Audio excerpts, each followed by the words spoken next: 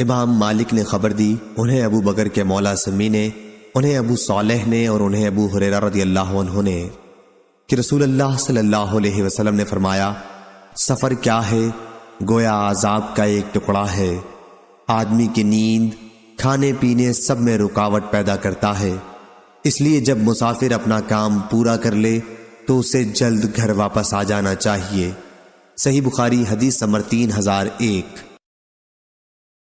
امام مالک نے خبر دی، انہیں نافع نے اور انہیں عبداللہ بن عمر رضی اللہ عنہ نے کہ عمر بن خطاب رضی اللہ عنہ نے ایک گھوڑا اللہ کے راستے میں سواری کے لیے دے دیا۔ پھر انہوں نے دیکھا کہ وہی گھوڑا فروخت ہو رہا ہے۔ انہوں نے چاہا کہ اسے خرید لیں، لیکن جب رسول اللہ صلی اللہ علیہ وسلم سے اجازت چاہی تو آپ نے فرمایا کہ اب تم اسے نہ خریدو اور اپنے صدقے کو واپس نہ پھیرو۔ صحیح بخاری حدیث نمبر 3002۔ امام مالک نے بیان کیا، ان سے زید بن اسلم نے، ان سے ان کے والد نے کہ میں نے عمر بن خطاب رضی اللہ عنہ سے سنا، آپ فرما رہے تھے کہ میں نے اللہ کے راستے میں ایک گھوڑا سواری کے لیے دیا اور جسے دیا تھا وہ اسے بیچنے لگا، یا آپ نے یہ فرمایا تھا کہ اس نے اسے بالکل کمزور کر دیا تھا، اس لیے میرا ارادہ ہوا کہ میں اسے واپس خرید لوں۔ مجھے یہ خیال تھا کہ وہ شخص سستے داموں پر اسے بیچ دے گا۔ میں نے اس کے متعلق نبی کریم صلی اللہ علیہ وسلم سے جب پوچھا تو آپ صلی اللہ علیہ وسلم نے فرمایا کہ اگر وہ گھوڑا تمہیں 1 درہم میں مل جائے پھر بھی اسے نہ خریدنا، کیونکہ اپنے ہی صدقے کو واپس لینے والا اس کتے کی طرح ہے جو اپنی قے خود ہی چاٹتا ہے۔ صحیح بخاری حدیث نمبر 3003۔ حبیب بن ابی ثابت نے بیان کیا، کہا کہ میں نے ابو العباس شاعر سے سنا۔ ابو العباس شاعر ہونے کے ساتھ روایت حدیث میں بھی ثقہ اور قابل اعتماد تھے۔ انہوں نے بیان کیا کہ میں نے عبداللہ بن عمر رضی اللہ عنہ سے سنا، آپ بیان کرتے تھے کہ ایک صحابی نبی کریم صلی اللہ علیہ وسلم کی خدمت میں حاضر ہوئے اور آپ سے جہاد میں شرکت کی اجازت چاہی۔ آپ نے ان سے دریافت فرمایا، کیا تمہارے ماں باپ زندہ ہیں؟ انہوں نے کہا کہ جی ہاں۔ آپ صلی اللہ علیہ وسلم نے فرمایا کہ پھر انہی میں جہاد کرو۔ صحیح بخاری حدیث نمبر 3004۔ امام مالک رحمہ اللہ نے خبر دی، انہیں عبداللہ بن ابی بکر نے، انہیں عباد بن تمیم نے اور انہیں ابو بشیر انصاری رضی اللہ عنہ نے کہ وہ ایک سفر میں رسول کریم صلی اللہ علیہ وسلم کے ساتھ تھے۔ عبداللہ بن ابی بکر بن حزم راوی حدیث نے کہا، میرا خیال ہے ابو بشیر نے کہا، لوگ اپنی خوابگاہوں میں تھے کہ رسول اللہ صلی اللہ علیہ وسلم نے اپنا ایک قاصد زید بن حارثہ رضی اللہ عنہ یہ اعلان کرنے کے لیے بھیجا کہ جس شخص کے اونٹ کی گردن میں تانت کا گنڈا ہو، یا یوں فرمایا کہ جو گنڈا ہار ہو وہ اسے کاٹ ڈالے۔ صحیح بخاری حدیث نمبر 3005۔ سفیان بن آئینہ نے بیان کیا، ان سے عمر بن دینار نے، ان سے ابو معبد نے اور ان سے ابن عباس رضی اللہ عنہ نے کہ انہوں نے نبی کریم صلی اللہ علیہ وسلم سے سنا، آپ نے فرمایا کہ کوئی مرد کسی غیر محرم عورت کے ساتھ تنہائی میں نہ بیٹھے اور کوئی عورت اس وقت تک سفر نہ کرے جب تک اس کے ساتھ کوئی اس کا محرم نہ ہو۔ اتنے میں ایک صحابی کھڑے ہوئے اور عرض کیا، یا رسول اللہ صلی اللہ علیہ وسلم، میں نے فلاں جہاد میں اپنا نام لکھوا دیا ہے اور ادھر میری بیوی حج کے لیے جا رہی ہیں۔ آپ صلی اللہ علیہ وسلم نے فرمایا کہ پھر تو بھی جا اور اپنی بیوی کو حج کرا لا۔ صحیح بخاری حدیث نمبر 3006۔ عمر بن دینار نے بیان کیا، سفیان نے یہ حدیث عمر بن دینار سے 2 مرتبہ سنی تھی۔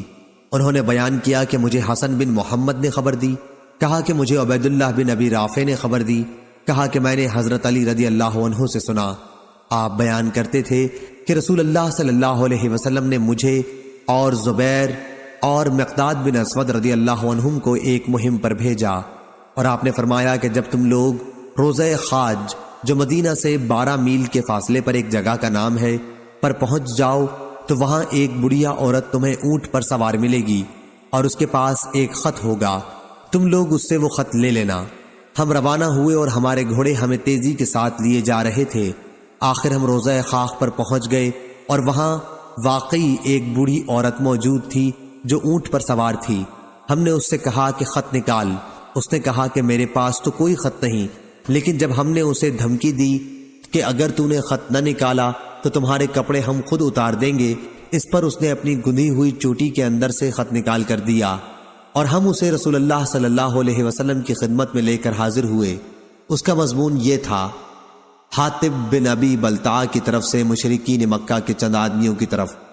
اس میں انہوں نے رسول اللہ صلی اللہ علیہ وسلم کے بعض بھیدوں کی خبر دی تھی۔ حضرت صلی اللہ علیہ وسلم نے فرمایا: اے حاطب، یہ کیا واقعہ ہے؟ انہوں نے عرض کیا: یا رسول اللہ صلی اللہ علیہ وسلم، میرے بارے میں عجلت سے کام نہ لیجئے۔ میری حیثیت مکے میں یہ تھی کہ قریش کے ساتھ میں نے رہنا سہنا اختیار کر لیا تھا، ان سے رشتہ ناتا میرا کچھ بھی نہ تھا۔ آپ کے ساتھ جو دوسرے مہاجرین ہیں ان کی تو مکے میں سب کی رشتہ داری ہے، اور مکے والے اسی وجہ سے ان کے عزیزوں کی اور ان کے مالوں کی حفاظت و حمایت کریں گے، مگر مکے والوں کے ساتھ میرا کوئی نسبی تعلق نہیں ہے، اس لیے میں نے سوچا کہ ان پر کوئی احسان کر دوں جس سے اثر لے کر وہ میرے بھی عزیزوں کی مکے میں حفاظت کریں۔ میں نے یہ کام کفر یا ارتداد کی وجہ سے ہرگز نہیں کیا ہے، اور نہ اسلام کے بعد کفر سے خوش ہو کر۔ رسول اللہ صلی اللہ علیہ وسلم نے سن کر فرمایا کہ حاطب نے سچ کہا ہے۔ حضرت عمر رضی اللہ عنہ نے کہا: یا رسول اللہ صلی اللہ علیہ وسلم، اجازت دیجئے میں اس منافق کا سر اڑا دوں۔ آپ صلی اللہ علیہ وسلم نے فرمایا: نہیں، یہ بدر کی لڑائی میں مسلمانوں کے ساتھ مل کر لڑے ہیں، اور تمہیں معلوم نہیں اللہ تعالی مجاہدین بدر کے احوال موت تک کے پہلے ہی سے جانتا تھا، اور وہ خود ہی فرما چکا ہے کہ تم جو چاہو کرو، میں تمہیں معاف کر چکا ہوں۔ سفیان بن عینہ نے کہا کہ حدیث کی یہ سند بھی کتنی عمدہ ہے۔ صحیح بخاری حدیث نمبر 3007۔ ابن عینہ نے بیان کیا، ان سے عمر بن دینار نے، انہوں نے جابر بن عبداللہ رضی اللہ عنہ سے سنا، انہوں نے بیان کیا کہ بدر کی لڑائی سے قیدی مشرکین مکہ لائے گئے، جن میں حضرت عباس رضی اللہ عنہ بھی تھے۔ ان کے بدن پر کوئی کپڑا نہیں تھا۔ نبی کریم صلی اللہ علیہ وسلم نے ان کے لیے قمیص تلاش کروائی، وہ لمبے قد کے تھے، اس لیے عبداللہ بن ابی منافق کی قمیص ہی ان کے بدن پر آ سکی، اور حضرت صلی اللہ علیہ وسلم نے انہیں وہ قمیص پہنا دی۔ نبی کریم صلی اللہ علیہ وسلم نے عبداللہ بن ابی کی موت کے بعد اپنی قمیص اتار کر اسے پہنائی تھی۔ ابن عینہ نے کہا کہ نبی کریم صلی اللہ علیہ وسلم پر جو اس کا احسان تھا، حضرت صلی اللہ علیہ وسلم نے چاہا کہ اسے ادا کر دیں۔ صحیح بخاری حدیث نمبر 3008۔ سہل بن سعد انصاری رضی اللہ عنہ نے خبر دی کہ نبی کریم صلی اللہ علیہ وسلم نے خیبر کی لڑائی کے دن فرمایا: کل میں ایسے شخص کے ہاتھ میں اسلامی جھنڈا دوں گا جس کے ہاتھ پر اسلامی فتح حاصل ہوگی، جو اللہ اور اس کے رسول سے محبت رکھتا ہے، اور جس سے اللہ اور اس کا رسول بھی محبت رکھتے ہیں۔ رات بھر سب صحابہ کے ذہن میں یہی خیال رہا کہ دیکھیے کہ کسے جھنڈا ملتا ہے۔ جب صبح ہوئی تو ہر شخص امیدوار تھا، لیکن حضرت صلی اللہ علیہ وسلم نے دریافت فرمایا کہ علی کہاں ہیں؟ عرض کیا گیا کہ ان کی آنکھوں میں درد ہو گیا ہے۔ حضرت صلی اللہ علیہ وسلم نے اپنا مبارک تھوک ان کی آنکھوں میں لگا دیا، اور اس سے انہیں صحت ہو گئی، کسی قسم کی بھی تکلیف باقی نہ رہی۔ پھر آپ صلی اللہ علیہ وسلم نے انہی کو جھنڈا عطا فرمایا۔ علی رضی اللہ عنہ نے کہا کہ کیا میں ان لوگوں سے اس وقت تک نہ لڑوں جب تک یہ ہمارے ہی جیسے یعنی مسلمان نہ ہو جائیں؟ حضرت صلی اللہ علیہ وسلم نے انہیں ہدایت فرمائی: یوں ہی چلا جا، جب ان کی سرحد میں اترے تو انہیں اسلام کی دعوت دینا، اور انہیں بتانا کہ اسلام کے ناطے ان پر کون کون سے کام ضروری ہیں۔ خدا کی قسم، اگر تمہارے ذریعے اللہ ایک شخص کو بھی مسلمان کر دے تو یہ تمہارے لیے سرخ اونٹوں سے بہتر ہے۔ صحیح بخاری حدیث نمبر 3009۔ شعبہ نے بیان کیا، ان سے محمد بن زیاد نے اور ان سے ابو ہریرہ رضی اللہ عنہ نے، کہ نبی کریم صلی اللہ علیہ وسلم نے فرمایا: ایسے لوگوں پر اللہ کو تعجب ہوگا جو جنت میں داخل ہوں گے حالانکہ دنیا میں اپنے کفر کی وجہ سے وہ بیڑیوں میں تھے۔ صحیح بخاری حدیث نمبر 3010۔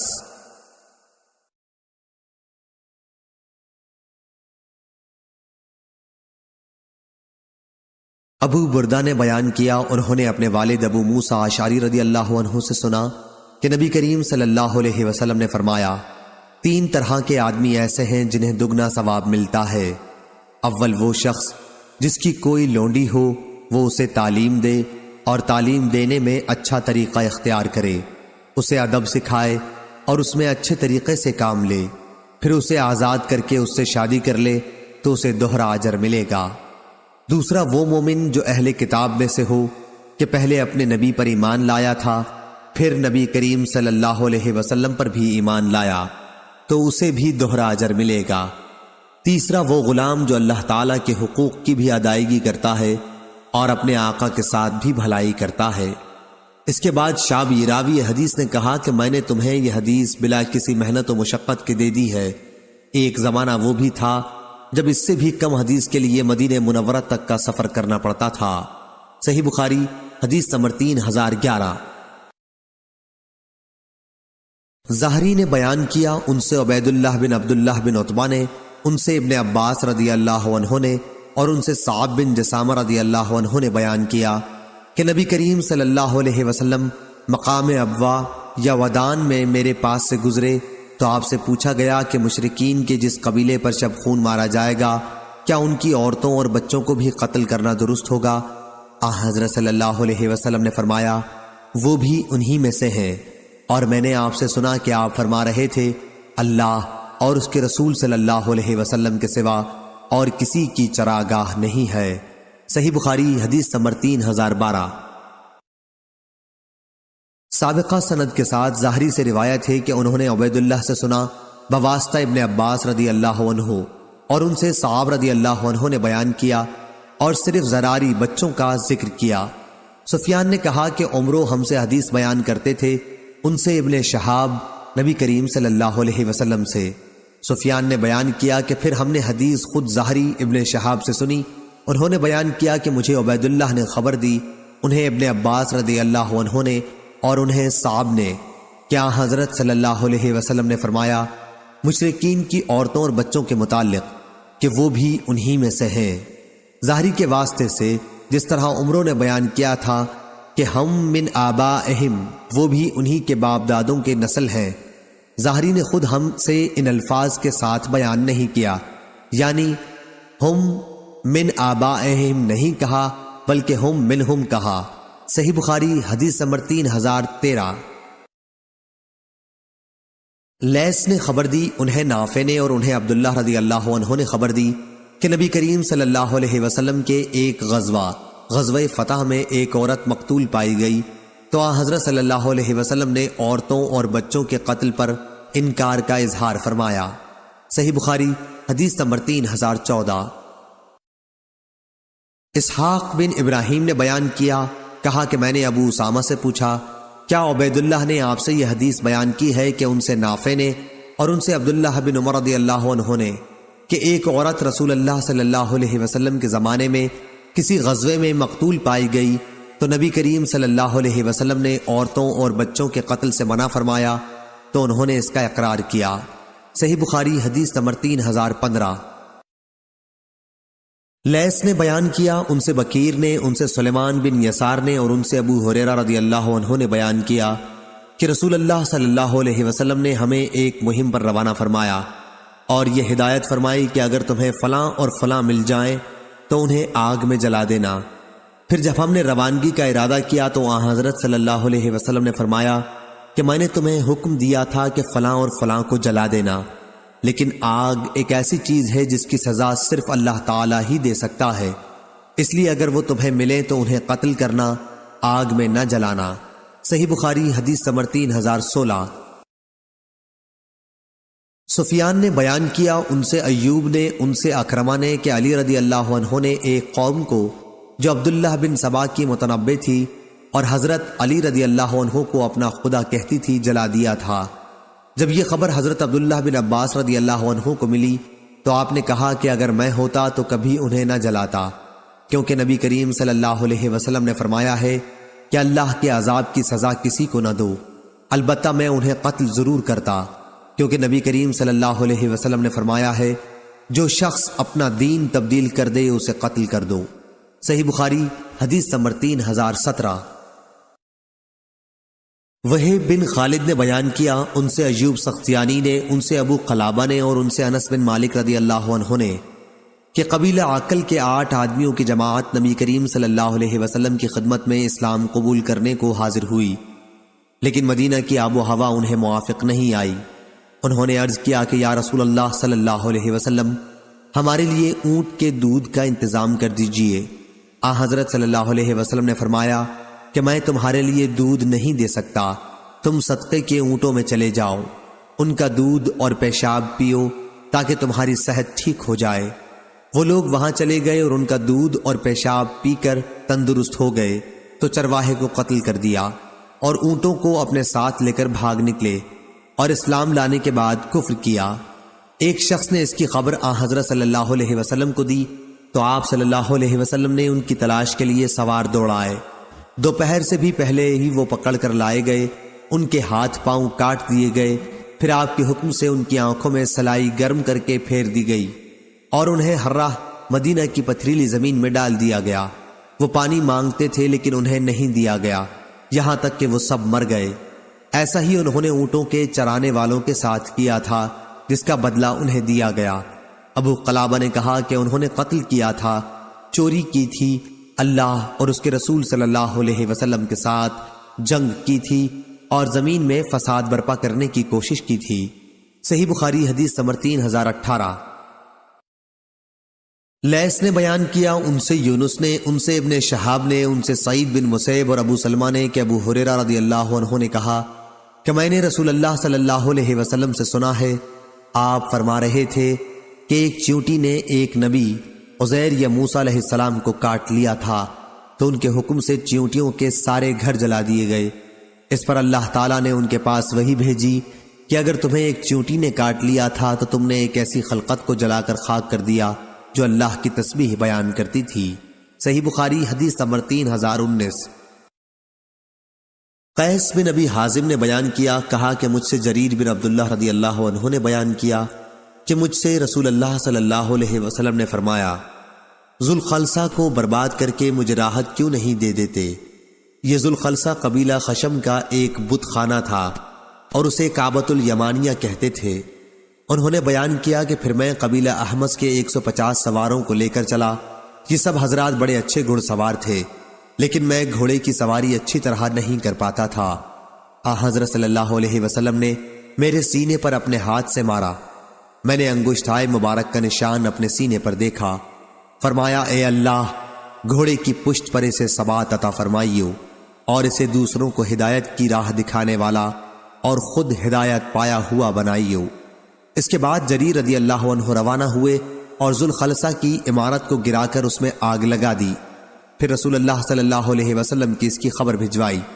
جریر رضی اللہ عنہ کے قاصد ابو ارطاء حسین بن ربیعہ نے خدمت نبوی میں حاضر ہو کر عرض کیا، اس ذات کی قسم جس نے آپ صلی اللہ علیہ وسلم کو حق کے ساتھ مبعوث کیا ہے، میں اس وقت تک آپ کی خدمت میں حاضر نہیں ہوا جب تک ہم نے ذوالخلصہ کو ایک خالی پیٹ والے اونٹ کی طرح نہیں بنا دیا۔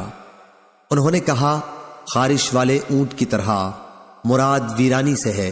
جریر رضی اللہ عنہ نے بیان کیا کہ یہ سن کر آپ صلی اللہ علیہ وسلم نے قبیلہ احمس کے سواروں اور قبیلے کے تمام لوگوں کے لیے 5 مرتبہ برکتوں کو دعا فرمائی۔ صحیح بخاری حدیث نمبر 3020۔ سفیان بن عینہ نے خبر دی، انہیں موسیٰ بن عقبہ نے، انہیں نافع نے اور ان سے ابن عمر رضی اللہ عنہ نے بیان کیا کہ نبی کریم صلی اللہ علیہ وسلم نے یہود بنو نظیر کے کھجور کے باغات جلوا دیے تھے۔ صحیح بخاری حدیث نمبر 3021۔ یحییٰ بن زکریا بن ابی زائدہ نے بیان کیا، کہا مجھ سے میرے والد نے بیان کیا، ان سے ابو اسحاق نے اور ان سے برا بن عازب رضی اللہ عنہ نے بیان کیا کہ رسول اللہ صلی اللہ علیہ وسلم نے انصار کے چند آدمیوں کو ابو رافع یہودی کو قتل کرنے کے لیے بھیجا۔ ان میں سے ایک صاحب عبداللہ بن عتیق رضی اللہ عنہ آگے چل کر اس کے قلعے کے اندر داخل ہو گئے۔ انہوں نے بیان کیا کہ اندر جانے کے بعد میں اس مکان میں گھس گیا جہاں ان کے جانور بندھا کرتے تھے۔ بیان کیا انہوں نے قلعے کا دروازہ بند کر لیا، لیکن اتفاق کہ ان کا ایک گدھا ان کے مویشیوں میں سے گم تھا، اس لیے وہ اسے تلاش کرنے کے لیے باہر نکلے، اس خیال سے کہ کہیں پکڑا نہ جاؤں۔ نکلنے والوں کے ساتھ میں بھی باہر آ گیا تاکہ ان پر یہ ظاہر کر دوں کہ میں بھی تلاش کرنے والوں میں شامل ہوں۔ آخر گدھا انہیں مل گیا، وہ پھر اندر آ گئے، میں بھی ان کے ساتھ اندر آ گیا اور انہوں نے قلعے کا دروازہ بند کر لیا۔ رات کا وقت تھا، کنجیوں کا گچھا انہوں نے ایک ایسے طاق میں رکھا جسے میں نے دیکھ لیا تھا۔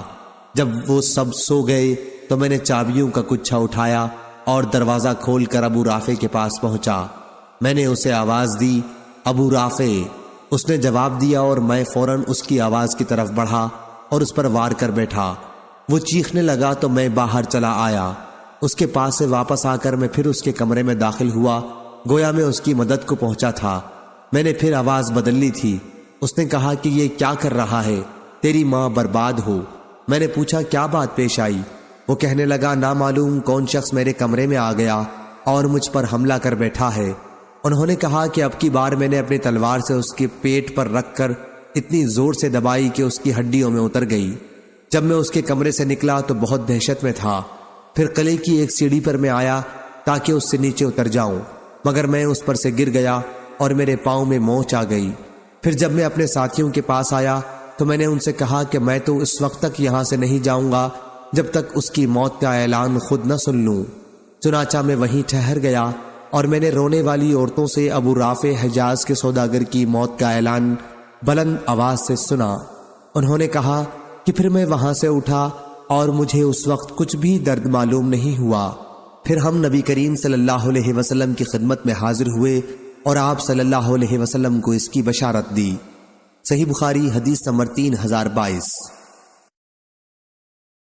یحییٰ بن ابی زائدہ نے بیان کیا، ان سے ان کے والد نے، ان سے ابو اسحاق نے اور ان سے برا بن عازب رضی اللہ عنہ نے بیان کیا کہ رسول اللہ صلی اللہ علیہ وسلم نے انصار کے چند آدمیوں کو ابو رافع کے پاس اسے قتل کرنے کے لیے بھیجا تھا۔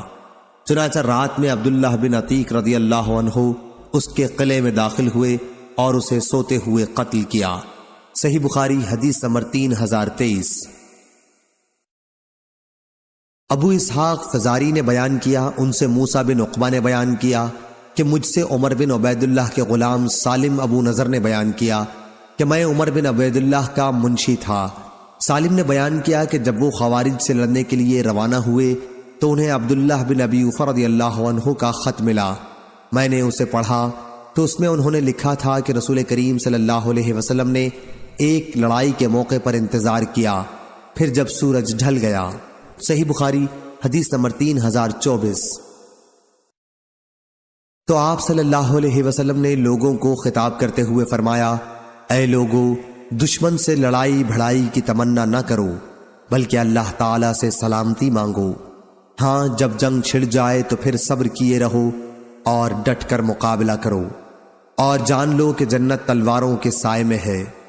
پھر آپ نے یوں دعا کی، اے اللہ، کتاب قرآن کے نازل فرمانے والے، اے بادلوں کے چلانے والے، اے احزاب یعنی کافروں کی جماعتوں کو غزوہ خندق کے موقع پر شکست دینے والے، ہمارے دشمن کو شکست دے اور ان کے مقابلے میں ہماری مدد کر۔ اور موسیٰ بن عقبہ نے کہا کہ مجھ سے سالم ابو نضر نے بیان کیا کہ میں عمر بن عبید اللہ کا منشی تھا۔ ان کے پاس حضرت عبداللہ بن ابی اوفا رضی اللہ عنہ کا خط آیا کہ رسول کریم صلی اللہ علیہ وسلم نے فرمایا تھا، دشمن سے لڑائی لڑنے کی تمنا نہ کرو۔ صحیح بخاری حدیث نمبر 3025۔ مغیرہ بن عبد الرحمن نے بیان کیا، ان سے ابو زناد نے، ان سے اعرج نے اور ان سے حضرت ابو ہریرہ رضی اللہ عنہ نے کہ رسول اللہ صلی اللہ علیہ وسلم نے فرمایا، دشمن سے لڑنے بھڑنے کی تمنا نہ کرو، ہاں اگر جنگ شروع ہی ہو جائے تو پھر صبر سے کام لو۔ صحیح بخاری حدیث نمبر 3026۔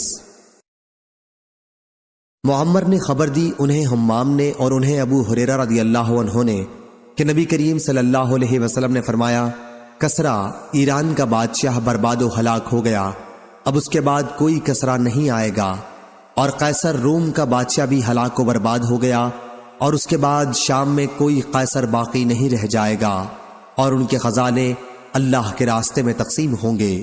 صحیح بخاری حدیث نمبر 3027۔ اور آپ صلی اللہ علیہ وسلم نے لڑائی کو مکر اور فریب فرمایا۔ صحیح بخاری حدیث نمبر 3028۔ معمر نے خبر دی، انہیں حمام بن منبع نے، اور ان سے حضرت ابو ہریرہ رضی اللہ عنہ نے بیان کیا کہ نبی کریم صلی اللہ علیہ وسلم نے فرمایا، لڑائی کیا ہے؟ ایک چال ہے۔ صحیح بخاری حدیث نمبر 3029۔ ابن آئینہ نے خبر دی، انہوں نے جابر بن عبداللہ رضی اللہ عنہ سے سنا، آپ نے بیان کیا کہ نبی کریم صلی اللہ علیہ وسلم نے فرمایا تھا، جنگ تو ایک چال بازی کا نام ہے۔ صحیح بخاری حدیث نمبر 3030۔ قتیبہ بن سعید نے بیان کیا، کہا ہم سے سفیان بن عینہ نے، ان سے عمرو بن دینار نے، اور ان سے جابر بن عبداللہ رضی اللہ عنہ نے کہ رسول اللہ صلی اللہ علیہ وسلم نے فرمایا، کعب بن اشرف کا کام کون تمام کرے گا؟ وہ اللہ اور اس کے رسول کو بہت اذیتیں پہنچا چکا ہے۔ محمد بن مسلمہ رضی اللہ عنہ نے عرض کیا، یا رسول اللہ صلی اللہ علیہ وسلم، کیا آپ مجھے اجازت بخش دیں گے کہ میں اسے قتل کراؤں؟ حضور صلی اللہ علیہ وسلم نے فرمایا، ہاں۔ راوی نے بیان کیا کہ پھر محمد بن مسلمہ کعب یہودی کے پاس آئے اور اس سے کہنے لگے کہ نبی کریم صلی اللہ علیہ وسلم نے تو ہمیں تھکا دیا اور ہم سے آپ صلی اللہ علیہ وسلم زکوٰۃ مانگتے ہیں۔ کعب نے کہا کہ قسم اللہ کی، ابھی کیا ہے، ابھی اور مصیبت میں پڑو گے۔ محمد بن مسلمہ اس پر کہنے لگے کہ بات یہ ہے کہ ہم نے ان کی پیروی کر لی ہے، اس لیے اس وقت تک اس کا ساتھ چھوڑنا ہم مناسب بھی نہیں سمجھتے جب تک ان کی دعوت کا کوئی انجام ہمارے سامنے نہ آ جائے۔ غرض محمد بن مسلمہ رضی اللہ عنہ اس سے اسی طرح باتیں کرتے رہے، آخر موقع پا کر اسے قتل کر دیا۔ صحیح بخاری حدیث نمبر 3031۔ سفیان بن عینہ نے بیان کیا، ان سے عمرو بن دینار نے، اور ان سے جابر بن عبداللہ انصاری رضی اللہ عنہ نے کہ رسول کریم صلی اللہ علیہ وسلم نے فرمایا، کعب بن اشرف کے لیے کون ہمت کرتا ہے؟ محمد بن مسلمہ رضی اللہ عنہ نے کہا، کیا میں اسے قتل کر دوں؟ آپ صلی اللہ علیہ وسلم نے فرمایا کہ ہاں۔ انہوں نے عرض کیا کہ پھر آپ مجھے اجازت دیں کہ میں جو چاہوں جھوٹ سچ کہوں۔ آپ صلی اللہ علیہ وسلم نے فرمایا کہ میری طرف سے اس کی اجازت ہے۔ صحیح بخاری حدیث نمبر 3032۔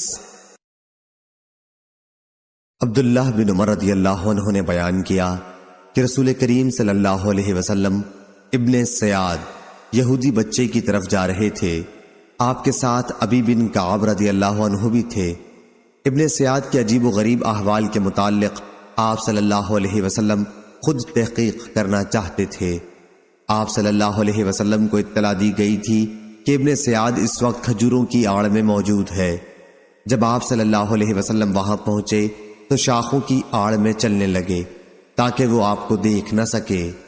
ابن سیاد اس وقت ایک چادر اوڑھے ہوئے چپکے چپکے کچھ گنگنا رہا تھا۔ اس کی ماں نے حضرت صلی اللہ علیہ وسلم کو دیکھ لیا اور پکار اٹھی، کیا اے ابن سیاد، یہ محمد صلی اللہ علیہ وسلم آ پہنچے۔ وہ چونک اٹھا۔ آپ صلی اللہ علیہ وسلم نے فرمایا کہ اگر یہ اس کی خبر نہ کرتی تو وہ کھولتا، یعنی اس کی باتوں سے اس کا حال کھل جاتا۔ صحیح بخاری حدیث نمبر 3033۔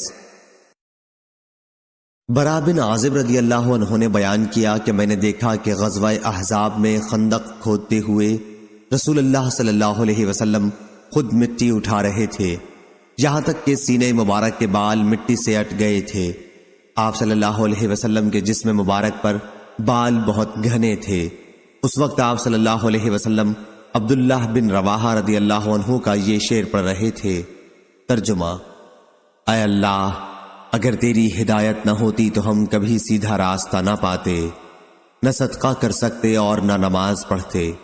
اب تو یا اللہ ہمارے دلوں کو سکون اور اطمینان عطا فرما، اور اگر دشمن سے مٹبھیڑ ہو جائے تو ہمیں ثابت قدم رکھیو۔ دشمنوں نے ہمارے اوپر زیادتی کی ہے، جب بھی وہ ہم کو فتنہ فساد میں مبتلا کرنا چاہتے ہیں تو ہم انکار کرتے ہیں۔ آپ یہ شعر بلند آواز سے پڑھ رہے تھے۔ صحیح بخاری حدیث نمبر 3034۔ عبداللہ بن ادریس نے بیان کیا، ان سے اسماعیل بن ابی خالد نے، ان سے قیس بن ابی حازم نے، اور ان سے جریر بن عبداللہ بجلی رضی اللہ عنہ نے بیان کیا کہ جب سے میں اسلام لایا، رسول اللہ کریم صلی اللہ علیہ وسلم نے پردے کے ساتھ مجھے اپنے گھر میں داخل ہونے سے کبھی نہیں روکا۔ اور جب بھی آپ مجھ کو دیکھتے خوشی سے آپ مسکرانے لگتے۔ صحیح بخاری حدیث نمبر 3035۔ ایک دفعہ میں نے آپ صلی اللہ علیہ وسلم کی خدمت میں شکایت کی کہ میں گھوڑے کی سواری پر اچھی طرح نہیں جم پاتا ہوں، تو آپ نے میرے سینے پر اپنا دست مبارک مارا اور دعا کی، اے اللہ اسے گھوڑے پر جما دے اور دوسروں کو سیدھا راستہ بتانے والا بنا دے اور خود اسے بھی سیدھے راستے پر قائم رکھیو۔ صحیح بخاری حدیث نمبر 3036۔ ابو حازم نے بیان کیا کہ سہل بن سعد سعدی رضی اللہ عنہ سے شاگردوں نے پوچھا کہ جنگ احد میں نبی کریم صلی اللہ علیہ وسلم کے زخموں کا علاج کس دوا سے کیا گیا تھا؟ سہل رضی اللہ عنہ نے اس پر کہا کہ اب صحابہ میں کوئی شخص بھی ایسا زندہ موجود نہیں ہے جو اس کے بارے میں مجھ سے زیادہ جانتا ہو۔ حضرت علی رضی اللہ عنہ اپنی ڈھال میں پانی بھر بھر کر لا رہے تھے اور سیدہ فاطمہ رضی اللہ عنہا آپ صلی اللہ علیہ وسلم کے چہرے سے خون کو دھو رہی تھیں، اور ایک بوریا جلایا گیا تھا اور آپ کے زخموں میں اسی کی راکھ کو بھر دیا گیا تھا۔ صحیح بخاری حدیث نمبر 3037۔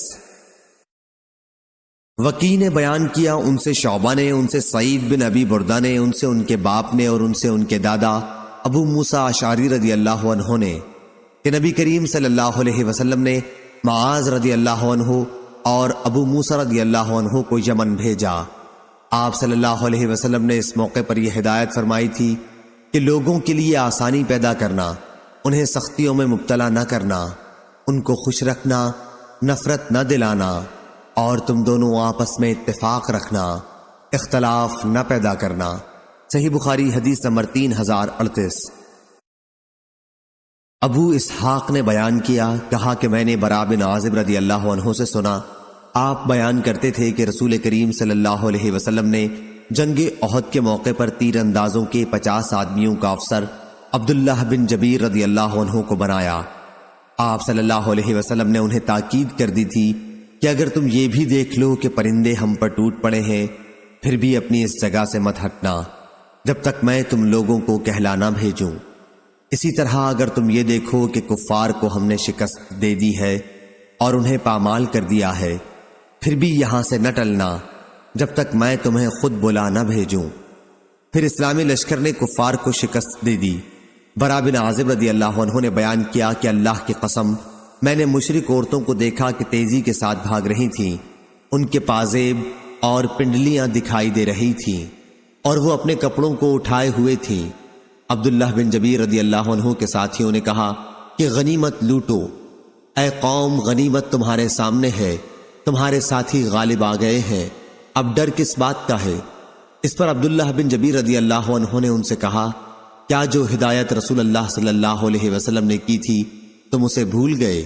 لیکن وہ لوگ اسی پر اڑے رہے کہ دوسرے اصحاب کے ساتھ غنیمت جمع کرنے میں شریک رہیں گے۔ جب یہ لوگ اکثریت اپنی جگہ چھوڑ کر چلے آئے تو ان کے منہ کافروں نے پھیر دیے اور مسلمانوں کو شکست زدہ پا کر بھاگتے ہوئے آئے۔ یہی وہ گھڑی تھی جس کا ذکر سورہ آل عمران میں ہے کہ جب رسول کریم صلی اللہ علیہ وسلم تم کو پیچھے کھڑے ہوئے بلا رہے تھے۔ اس سے یہی مراد ہے۔ اس وقت رسول کریم صلی اللہ علیہ وسلم کے ساتھ 12 صحابہ کے سوا اور کوئی بھی باقی نہ رہ گیا تھا۔ آخر ہمارے 70 آدمی شہید ہو گئے۔ بدر کی لڑائی میں حضرت صلی اللہ علیہ وسلم نے اپنے صحابہ کے ساتھ مشرکین کے 140 آدمیوں کا نقصان کیا تھا۔ 70 ان میں سے قیدی تھے اور 70 مقتول۔ جب جنگ ختم ہو گئی تو ایک پہاڑ پر کھڑے ہو کر ابو سفیان نے کہا، کیا محمد صلی اللہ علیہ وسلم اپنی قوم کے ساتھ موجود ہے؟ 3 مرتبہ انہوں نے یہی پوچھا، لیکن نبی کریم صلی اللہ علیہ وسلم نے جواب دینے سے منع فرما دیا تھا۔ پھر انہوں نے پوچھا، کیا ابن ابی قحافہ ابو بکر رضی اللہ عنہ اپنی قوم میں موجود ہیں؟ یہ سوال بھی 3 مرتبہ کیا۔ پھر پوچھا، کیا ابن خطاب رضی اللہ عنہ اپنی قوم میں موجود ہیں؟ یہ بھی 3 مرتبہ پوچھا۔ پھر اپنے ساتھیوں کی طرف مڑ کر کہنے لگے کہ یہ تینوں قتل ہو چکے ہیں۔ اس پر عمر رضی اللہ عنہ سے نہ رہا گیا اور آپ بول پڑے، کیا اے خدا کے دشمن، خدا گواہ ہے کہ تو جھوٹ بول رہا ہے، جن کے تو نے ابھی نام لیے تھے وہ سب زندہ ہیں اور ابھی تیرا برا دن آنے والا ہے۔ ابو سفیان نے کہا، اچھا، آج کا دن بدر کا بدلہ ہے اور لڑائی بھی ایک ٹول کی طرح۔ کبھی ادھر کبھی ادھر، تم لوگوں کو اپنی قوم کے بعض لوگ مسئلہ کیے ہوئے ملیں گے۔ میں نے اس طرح کا کوئی حکم اپنے آدمیوں کو نہیں دیا تھا، لیکن مجھے ان کا یہ عمل برا بھی نہیں معلوم ہوا۔ اس کے بعد وہ فخریہ رجز پڑھنے لگا۔ حبل بت کا نام بلند رہے۔ آپ صلی اللہ علیہ وسلم نے فرمایا، تم لوگ اس کا جواب کیوں نہیں دیتے؟ صحابہ رضی اللہ عنہم نے پوچھا، ہم اس کے جواب میں کیا کہیں یا رسول اللہ؟ آپ صلی اللہ علیہ وسلم نے فرمایا، کہو کہ اللہ سب سے بلند اور سب سے بڑا بزرگ ہے۔ ابو سفیان نے کہا، ہمارا مددگار عزا بت ہے اور تمہارا کوئی بھی نہیں۔ آپ صلی اللہ علیہ وسلم نے فرمایا، جواب کیوں نہیں دیتے؟ صحابہ نے عرض کیا، یا رسول اللہ اس کا جواب کیا دیا جائے؟ حضرت صلی اللہ علیہ وسلم نے فرمایا، کہو کہ اللہ ہمارا حامی ہے اور تمہارا حامی کوئی نہیں۔ صحیح بخاری حدیث نمبر 3039۔ حماد نے بیان کیا، ان سے ثابت نے اور ان سے انس رضی اللہ عنہ نے کہ رسول اللہ صلی اللہ علیہ وسلم سب سے زیادہ حسین، سب سے زیادہ سخی اور سب سے زیادہ بہادر تھے۔ انہوں نے کہا کہ ایک مرتبہ رات کے وقت اہل مدینہ گھبرا گئے تھے کیونکہ ایک آواز سنائی دی تھی۔ پھر ابو طلحہ کے ایک گھوڑے پر جس کی پیٹھ ننگی تھی، رسول کریم صلی اللہ علیہ وسلم حقیقت حال معلوم کرنے کے لیے تنہا اطراف مدینہ میں سب سے آگے تشریف لے گئے۔ پھر آپ صلی اللہ علیہ وسلم واپس آ کر صحابہ رضی اللہ عنہم سے ملے تو تلوار آپ صلی اللہ علیہ وسلم کی گردن میں لٹک رہی تھی، اور آپ صلی اللہ علیہ وسلم فرما رہے تھے کہ گھبرانے کی کوئی بات نہیں، گھبرانے کی کوئی بات نہیں۔ اس کے بعد آپ صلی اللہ علیہ وسلم نے فرمایا، میں نے تو اسے دریا کی طرح پایا، تیز دوڑنے میں۔ آپ صلی اللہ علیہ وسلم کا اشارہ گھوڑے کی طرف تھا۔ صحیح بخاری حدیث نمبر 3040۔ سلمہ بن اکو رضی اللہ عنہ نے خبر دی، انہوں نے بیان کیا کہ میں مدینہ منورہ سے غابہ شام کے راستے میں ایک مقام جا رہا تھا۔ غابہ کی پہاڑی پر ابھی میں پہنچا تھا کہ عبد الرحمن بن عوف رضی اللہ عنہ کا ایک غلام رباح مجھ کو ملا۔ میں نے کہا، کیا بات پیش آئی؟ کہنے لگا کہ رسول اللہ صلی اللہ علیہ وسلم کی 2 دھیل اونٹنیاں دودھ دینے والیاں چھین لی گئی ہیں۔ میں پوچھا، کس نے چھینا ہے؟ بتایا کہ قبیلہ غطفان اور فزارہ کے لوگوں نے۔ پھر میں نے 3 مرتبہ بہت زور سے چیخ کر یا صباحا یا صباحا یا صباحا کہا، اتنی زور سے کہ مدینہ کے چاروں طرف میری آواز پہنچ گئی۔ اس کے بعد میں بہت تیزی کے ساتھ آگے بڑھا اور ڈاکوؤں کو جا لیا۔ اونٹنیاں ان کے ساتھ تھیں۔ میں نے ان پر تیر برسانا شروع کر دیا اور کہنے لگا، میں اکو کا بیٹا سلمہ ہوں اور آج کا دن کمینوں کی ہلاکت کا دن ہے۔ آخر تمام اونٹنیاں میں نے ان سے چھڑا لی۔ ابھی وہ لوگ پانی نہ پینے پائے تھے اور انہیں ہانک کر واپس لا رہا تھا کہ اتنے میں رسول اللہ صلی اللہ علیہ وسلم بھی مجھ کو مل گئے۔ میں نے عرض کیا، یا رسول اللہ، ڈاکو پیاسے ہیں اور میں نے مارے تیروں کے پانی بھی نہیں پینے دیا، اس لیے ان کے پیچھے کچھ لوگوں کو بھیج دیں۔ حضرت صلی اللہ علیہ وسلم نے فرمایا، اے ابن الاکو، تو ان پر غالب ہو چکا، اب جانے دے، درگزر کر۔ وہ تو اپنی قوم میں پہنچ گئے جہاں ان کی مہمانی ہو رہی ہے۔ صحیح بخاری حدیث نمبر 3041۔ ابو اسحاق نے بیان کیا، انہوں نے براء بن عازب رضی اللہ عنہ سے پوچھا تھا، اے ابو عمارہ، کیا آپ لوگ حنین کی جنگ میں واقعی فرار ہو گئے تھے؟ ابو اسحاق نے کہا، میں سن رہا تھا۔ براء رضی اللہ عنہ نے یہ جواب دیا کہ رسول کریم صلی اللہ علیہ وسلم اس دن اپنی جگہ سے بالکل نہیں ہٹے تھے۔ ابو سفیان بن حارث بن عبد المطلب آپ کی خچر کی لگام تھامے ہوئے تھے۔ جس وقت مشرکین نے آپ کو چاروں طرف سے گھیر لیا تو آپ سواری سے اترے اور تنہا میدان میں آ کر فرمانے لگے، میں اللہ کا نبی ہوں، اس میں بالکل جھوٹ نہیں، میں عبد المطلب کا بیٹا ہوں۔ براء نے کہا کہ حضرت صلی اللہ علیہ وسلم سے زیادہ بہادر اس دن کوئی بھی نہیں تھا۔ صحیح بخاری حدیث نمبر 3042۔ ابو سعید خدری رضی اللہ عنہ نے بیان کیا، جب بنو قریظہ سعد بن معاذ رضی اللہ عنہ کی ثالثی کی شرط پر ہتھیار ڈال کر قلعے سے اتر آئے تو رسول کریم صلی اللہ علیہ وسلم نے انہیں سعد رضی اللہ عنہ کو بلایا۔ آپ وہیں قریب ہی ایک جگہ ٹھہرے ہوئے تھے کیونکہ زخمی تھے۔ حضرت سعد گدھے پر سوار ہو کر آئے۔ جب وہ آپ صلی اللہ علیہ وسلم کے قریب پہنچے تو حضرت صلی اللہ علیہ وسلم نے فرمایا، اپنے سردار کی طرف کھڑے ہو جاؤ اور ان کو سواری سے اتارو۔ آخر آپ اتر کر حضرت صلی اللہ علیہ وسلم کے قریب آ کر بیٹھ گئے۔ آپ صلی اللہ علیہ وسلم نے فرمایا کہ ان لوگوں بنو قریظہ کے یہودی نے آپ کی ثالثی کی شرط پر ہتھیار ڈال دیے ہیں، اس لیے آپ ان کا فیصلہ کر دیں۔ انہوں نے کہا کہ پھر میرا فیصلہ یہ ہے کہ ان میں جتنے آدمی لڑنے والے ہیں انہیں قتل کر دیا جائے اور ان کی عورتوں اور بچوں کو غلام بنا لیا جائے۔ آپ نے فرمایا تو نے اللہ تعالیٰ کے حکم کے مطابق فیصلہ کیا ہے۔ صحیح بخاری حدیث نمبر 3043۔ امام مالک نے بیان کیا، ان سے ابن شہاب نے اور ان سے انس بن مالک رضی اللہ عنہ نے کہ رسول اللہ صلی اللہ علیہ وسلم فتح مکہ کے دن جب شہر میں داخل ہوئے تو آپ کے سر مبارک پر خود تھا۔ آپ جب اسے اتار رہے تھے تو ایک شخص ابو برزہ اسلمی نے آ کر آپ کو خبر دی کہ ابن قتل اسلام کا بدترین دشمن کعبے کے پردے سے لٹکا ہوا ہے۔ آپ نے فرمایا اسے وہیں قتل کر دو۔ صحیح بخاری حدیث نمبر 3044۔ عمرو بن ابی سفیان بن اسید بن جاریہ ثقفی نے خبر دی، وہ بنی زہرہ کے حلیف تھے اور حضرت ابو ہریرہ رضی اللہ عنہ کے دوست۔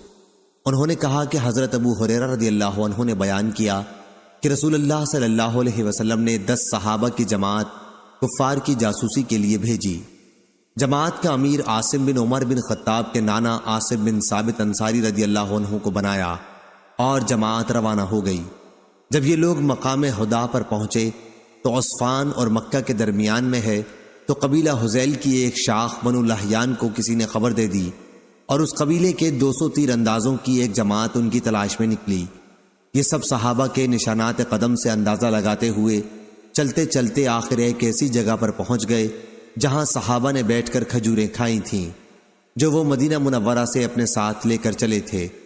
پیچھا کرنے والوں نے کہا کہ یہ گٹھلیاں تو یثرب مدینہ کی کھجوروں کی ہیں، اور پھر قدم کے نشانوں سے اندازہ کرتے ہوئے آگے بڑھنے لگے۔ آخر عاصم رضی اللہ عنہ نے اور ان کے ساتھیوں نے جب انہیں دیکھا تو ان سب نے ایک پہاڑ کی چوٹی پر پناہ لی۔ مشرکین نے ان سے کہا کہ ہتھیار ڈال کر نیچے اتر آؤ، تم سے ہمارا عہد و پیمان ہے، ہم کسی شخص کو بھی قتل نہیں کریں گے۔ عاصم بن ثابت رضی اللہ عنہ مہم کے امیر نے کہا کہ میں تو آج کسی صورت میں بھی ایک کافر کی پناہ میں نہیں اتروں گا، اے اللہ ہماری حالت سے اپنے نبی کو مطلع کر دے۔ اس پر ان کافروں نے تیر برسانے شروع کر دیے اور عاصم اور 7 دوسرے صحابہ کو شہید کر ڈالا، اور باقی 3 صحابی ان کے عہد و پیمان پر اتر آئے۔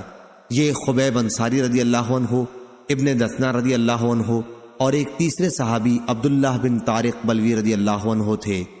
جب یہ صحابی ان کے قابو میں آ گئے تو انہوں نے اپنی کمانوں کے تانت اتار کر ان کو ان سے باندھ لیا۔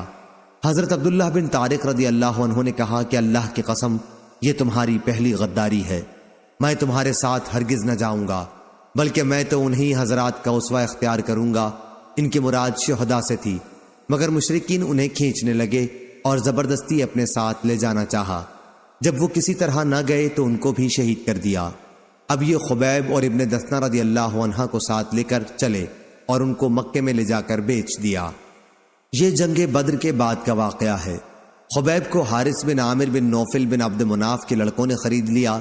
خبیب رضی اللہ عنہ نے ہی بدر کی لڑائی میں حارث بن عامر کو قتل کیا تھا۔ آپ ان کے یہاں کچھ دنوں تک قیدی بن کر رہے۔ ظاہری نے بیان کیا کہ مجھے عبید اللہ بن عیاض نے خبر دی اور انہیں حارث کی بیٹی زینب نے خبر دی کہ جب ان کو قتل کرنے کے لیے لوگ آئے تو زینب سے انہوں نے موئے زیر ناف موڑنے کے لیے اس طرح مانگا، انہوں نے اس طرح دے دیا۔ زینب نے بیان کیا کہ پھر انہوں نے میرے ایک بچے کو اپنے پاس بلایا، جب وہ ان کے پاس گیا تو میں غافل تھی۔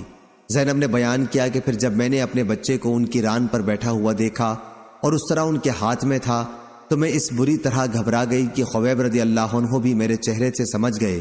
انہوں نے کہا تمہیں اس کا خوف ہوگا کہ میں اسے قتل کر ڈالوں گا، یقین کرو میں کبھی ایسا نہیں کر سکتا، اللہ کی قسم کوئی قیدی میں نے خبیب رضی اللہ عنہ سے بہتر کبھی نہیں دیکھا۔ اللہ کی قسم میں نے ایک دن دیکھا کہ انگور کا خوشہ ان کے ہاتھ میں ہے اور وہ اس میں سے کھا رہے ہیں، حالانکہ وہ لوہے کی زنجیروں میں جکڑے ہوئے تھے اور مکے میں پھلوں کا موسم بھی نہیں تھا۔ کہا کرتی تھی کہ وہ تو اللہ تعالیٰ کی روزی تھی جو اللہ نے خبیب کو بھیجی تھی۔ جب مشرکین انہیں حرم سے باہر لائے تاکہ حرم کی حدود سے نکل کر انہیں شہید کر دیں تو خبیب رضی اللہ عنہ نے ان سے کہا کہ مجھے صرف 2 رکعت نماز پڑھ لینے دو۔ انہوں نے ان کو اجازت دے دی پھر خبیب نے 2 رکعت نماز پڑھی اور فرمایا اگر تم یہ خیال نہ کرنے لگتے کہ میں قتل سے گھبرا رہا ہوں تو میں ان رکعتوں کو اور لمبا کرتا۔ اے اللہ ان ظالموں سے ایک ایک کو ختم کر دے۔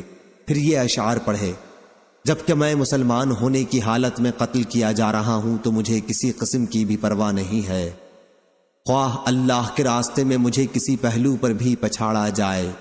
یہ صرف اللہ تعالیٰ کی رضا حاصل کرنے کے لیے ہے، اور اگر وہ چاہے تو اس جسم کے ٹکڑوں میں بھی برکت دے سکتا ہے جس کی بوٹی بوٹی کر دی گئی ہو۔ آخر حارث کے بیٹے عقبہ نے ان کو شہید کر دیا۔ حضرت خبیب سے ہی ہر اس مسلمان کے لیے جسے قید کر کے قتل کیا جائے، قتل سے پہلے 2 رکعتیں مشروع ہوئی ہیں۔ ادھر حادثے کی شروع ہی میں حضرت عاصم بن ثابت رضی اللہ عنہ مہم کے امیر کی دعا اللہ تعالیٰ نے قبول کر لی تھی کہ اے اللہ ہماری حالت کی خبر اپنے نبی کو دے دے، اور نبی کریم صلی اللہ علیہ وسلم نے اپنے صحابہ کو وہ سب حالات بتا دیے تھے جن سے یہ مہم دوچار ہوئی تھی۔ کفار قریش کے کچھ لوگوں کو جب معلوم ہوا کہ حضرت عاصم رضی اللہ عنہ شہید کر دیے گئے ہیں تو انہوں نے ان کی لاش کے لیے اپنے آدمی بھیجے تاکہ ان کے جسم کا کوئی ایسا حصہ کاٹ لائیں جس سے ان کی شناخت ہو سکتی ہو۔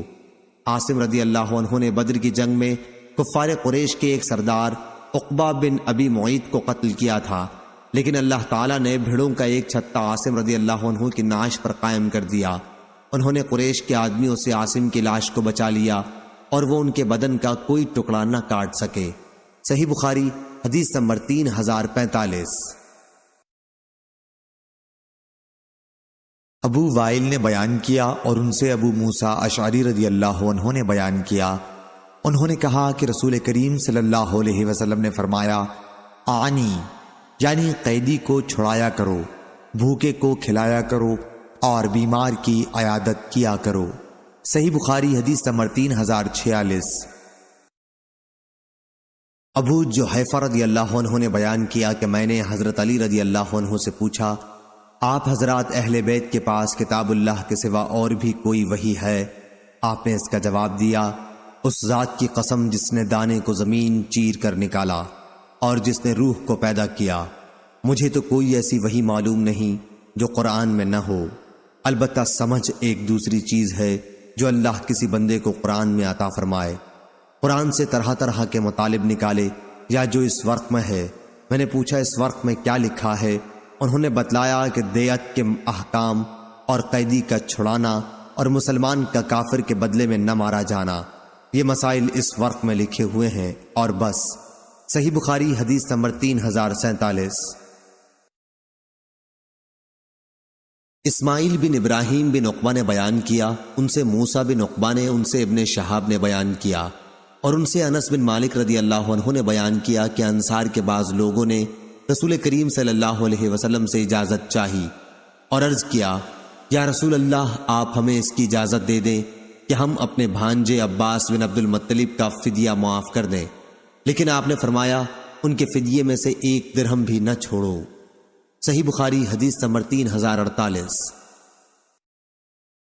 ابراہیم بن تہمان نے بیان کیا، ان سے عبدالعزیز بن صہیب نے اور ان سے انس بن مالک رضی اللہ عنہ نے بیان کیا کہ نبی کریم صلی اللہ علیہ وسلم کی خدمت میں بحرین کا خراج آیا تو حضرت عباس رضی اللہ عنہ خدمت نبوی میں حاضر ہوئے اور عرض کیا یا رسول اللہ اس مال سے مجھے بھی دیجیے، کیونکہ بدر کے موقع پر میں نے اپنا اور عقیل دونوں کا فدیہ ادا کیا تھا۔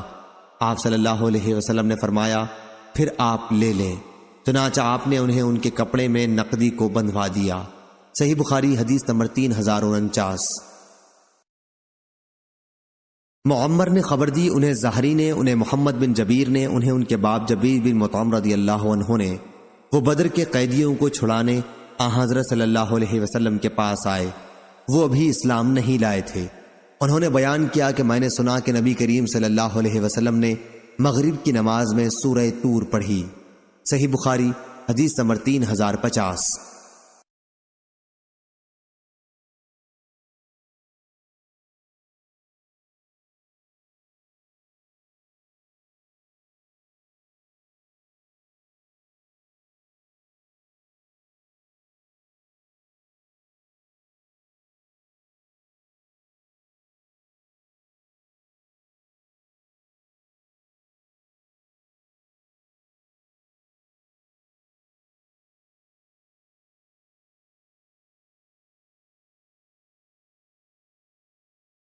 ابو ایوانہ نے بیان کیا انہیں حسین بن عبد الرحمن نے ان سے عمرو بن میمون نے کہ حضرت عمر رضی اللہ عنہ نے وفات سے تھوڑی دیر پہلے فرمایا کہ میں اپنے بعد آنے والے خلیفہ کو اس کی وصیت کرتا ہوں کہ اللہ تعالیٰ اور اس کے رسول اللہ صلی اللہ علیہ وسلم کا زمیوں سے جو عہد ہے اس کو وہ پورا کرے، اور یہ کہ ان کی حمایت میں ان کے دشمنوں سے جنگ کرے اور ان کی طاقت سے زیادہ کوئی بوجھ ان پر نہ ڈالا جائے۔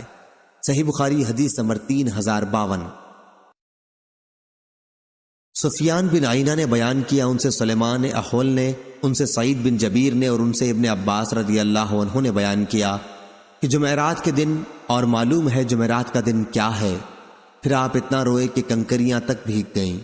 آخر آپ نے کہا کہ رسول اللہ صلی اللہ علیہ وسلم کی بیماری میں شدت اسی جمعرات کے دن ہوئی تھی، تو آپ صلی اللہ علیہ وسلم نے صحابہ سے فرمایا کہ قلم دوات لاؤ تاکہ میں تمہارے لیے ایک ایسی کتاب لکھوا جاؤں کہ تم میرے بعد اس پر چلتے رہو تو کبھی گمراہ نہ ہو سکو۔ اس پر صحابہ میں اختلاف ہو گیا۔ حضور صلی اللہ علیہ وسلم نے فرمایا کہ نبی کے سامنے جھگڑنا مناسب نہیں ہے۔ صحابہ نے کہا کہ نبی کریم صلی اللہ علیہ وسلم بیماری کی شدت سے برا رہے ہیں۔ حضرت صلی اللہ علیہ وسلم نے فرمایا کہ اچھا، اب مجھے میری حالت پر چھوڑ دو، میں جس حال میں اس وقت ہوں وہ اس سے بہتر ہے جو تم کرانا چاہتے ہو۔ آخر آپ صلی اللہ علیہ وسلم نے اپنی وفات کے وقت 3 وصیتیں فرمائی تھیں، یہ کہ مشرکین کو جزیرہ عرب سے باہر کر دینا، دوسرے یہ کہ وفود سے ایسا ہی سلوک کرتے رہنا جیسے میں کرتا رہا، ان کی خاطرداری، ضیافت وغیرہ، اور تیسری ہدایت میں بھول گیا۔ اور یعقوب بن محمد نے بیان کیا کہ میں نے مغیرہ بن عبد الرحمن سے جزیرہ عرب کے بارے میں پوچھا تو انہوں نے فرمایا کہ مکہ، مدینہ، یمامہ اور یمن کا نام جزیرہ عرب ہے، اور یعقوب نے کہا کہ ارج سے تہامہ شروع ہوتا ہے۔ ارج مکہ اور مدینہ کے راستے میں ایک منزل کا نام ہے۔ صحیح بخاری حدیث نمبر 3053۔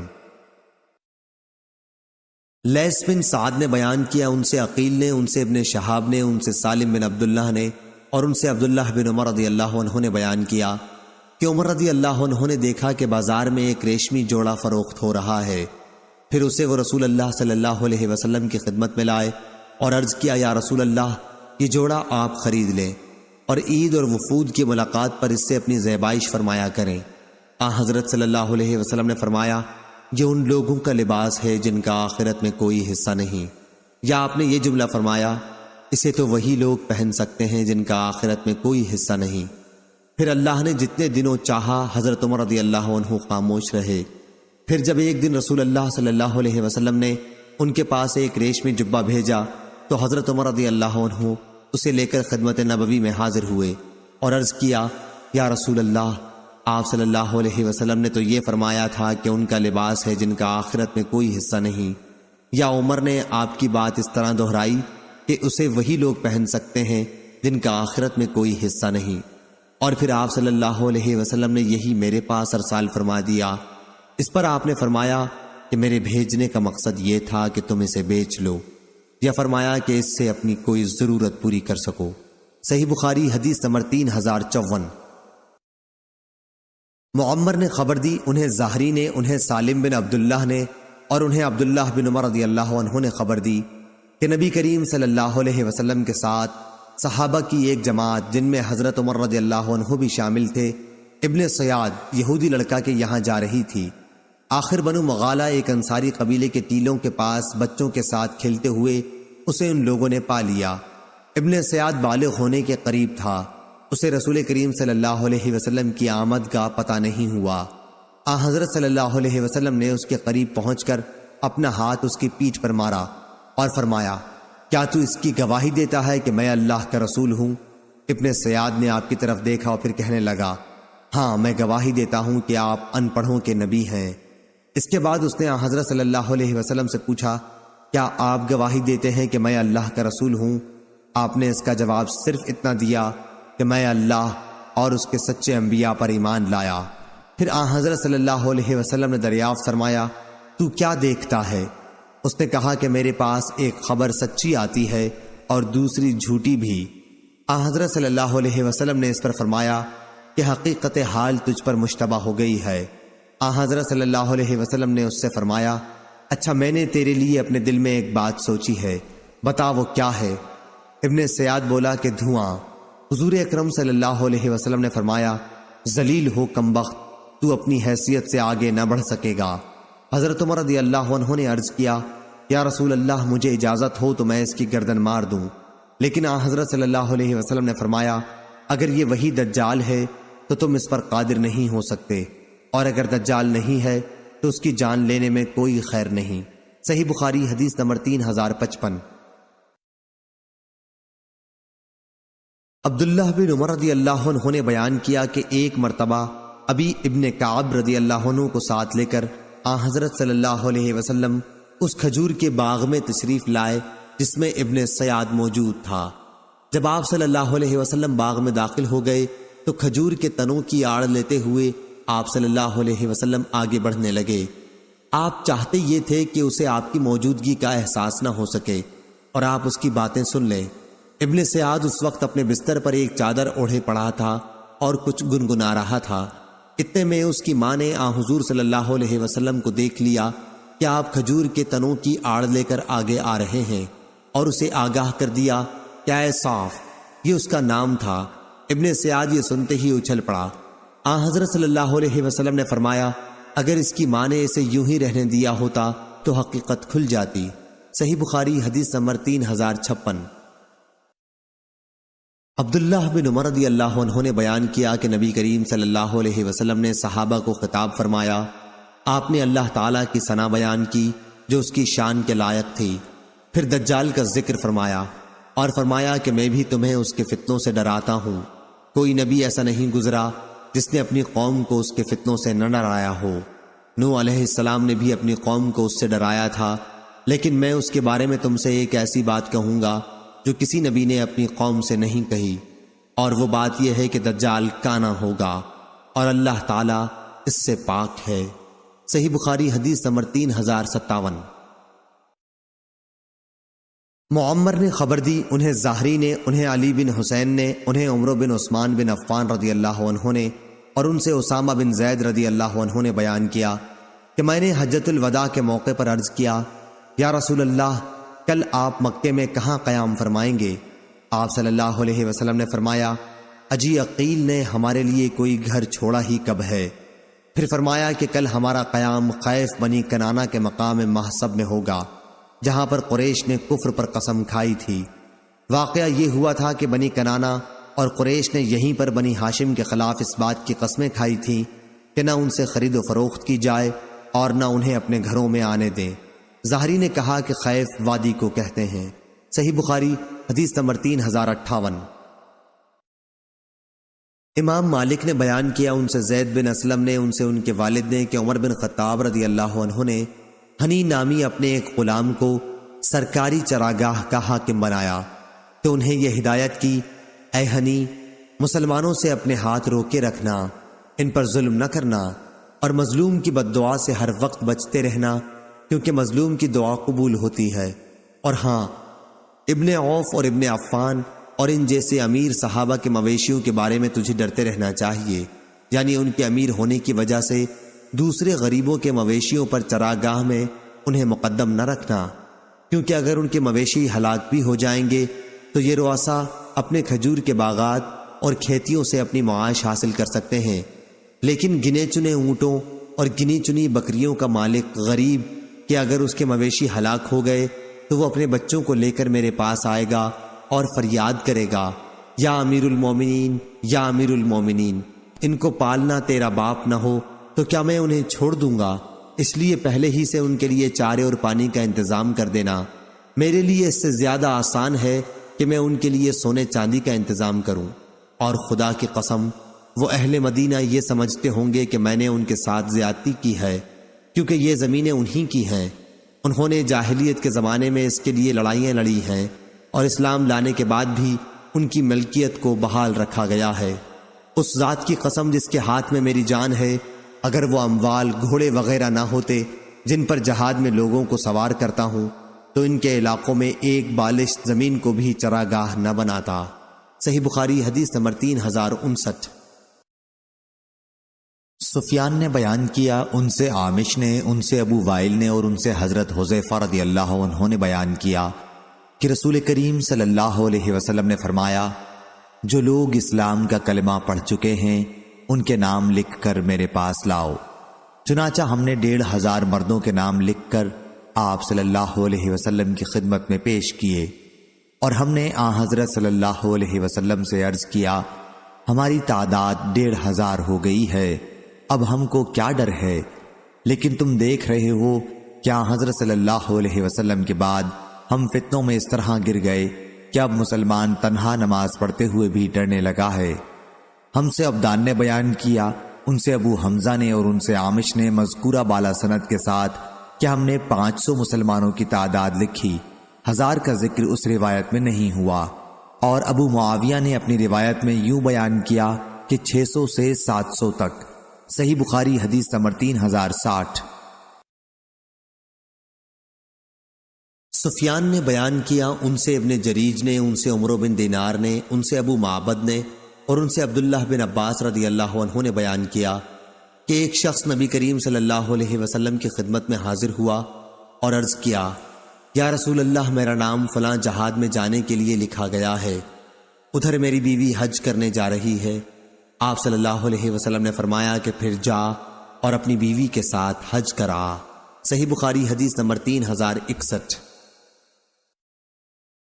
شعیب نے خبر دی، انہیں زہری نے، دوسری سند مجھ سے محمود بن غیلان نے بیان کیا، کہا ہم سے عبد الرزاق نے بیان کیا، انہیں معمر نے خبر دی، انہیں زہری نے، انہیں ابن مسیب نے اور ان سے ابو ہریرہ رضی اللہ عنہ نے بیان کیا کہ ہم رسول اللہ صلی اللہ علیہ وسلم کے ساتھ ایک غزوہ میں موجود تھے۔ آپ صلی اللہ علیہ وسلم نے ایک شخص کے متعلق جو اپنے کو مسلمان کہتا تھا فرمایا کہ یہ شخص دوزخ والوں میں سے ہے۔ جب جنگ شروع ہوئی تو وہ شخص مسلمانوں کی طرف سے بڑی بہادری کے ساتھ لڑا اور وہ زخمی بھی ہو گیا۔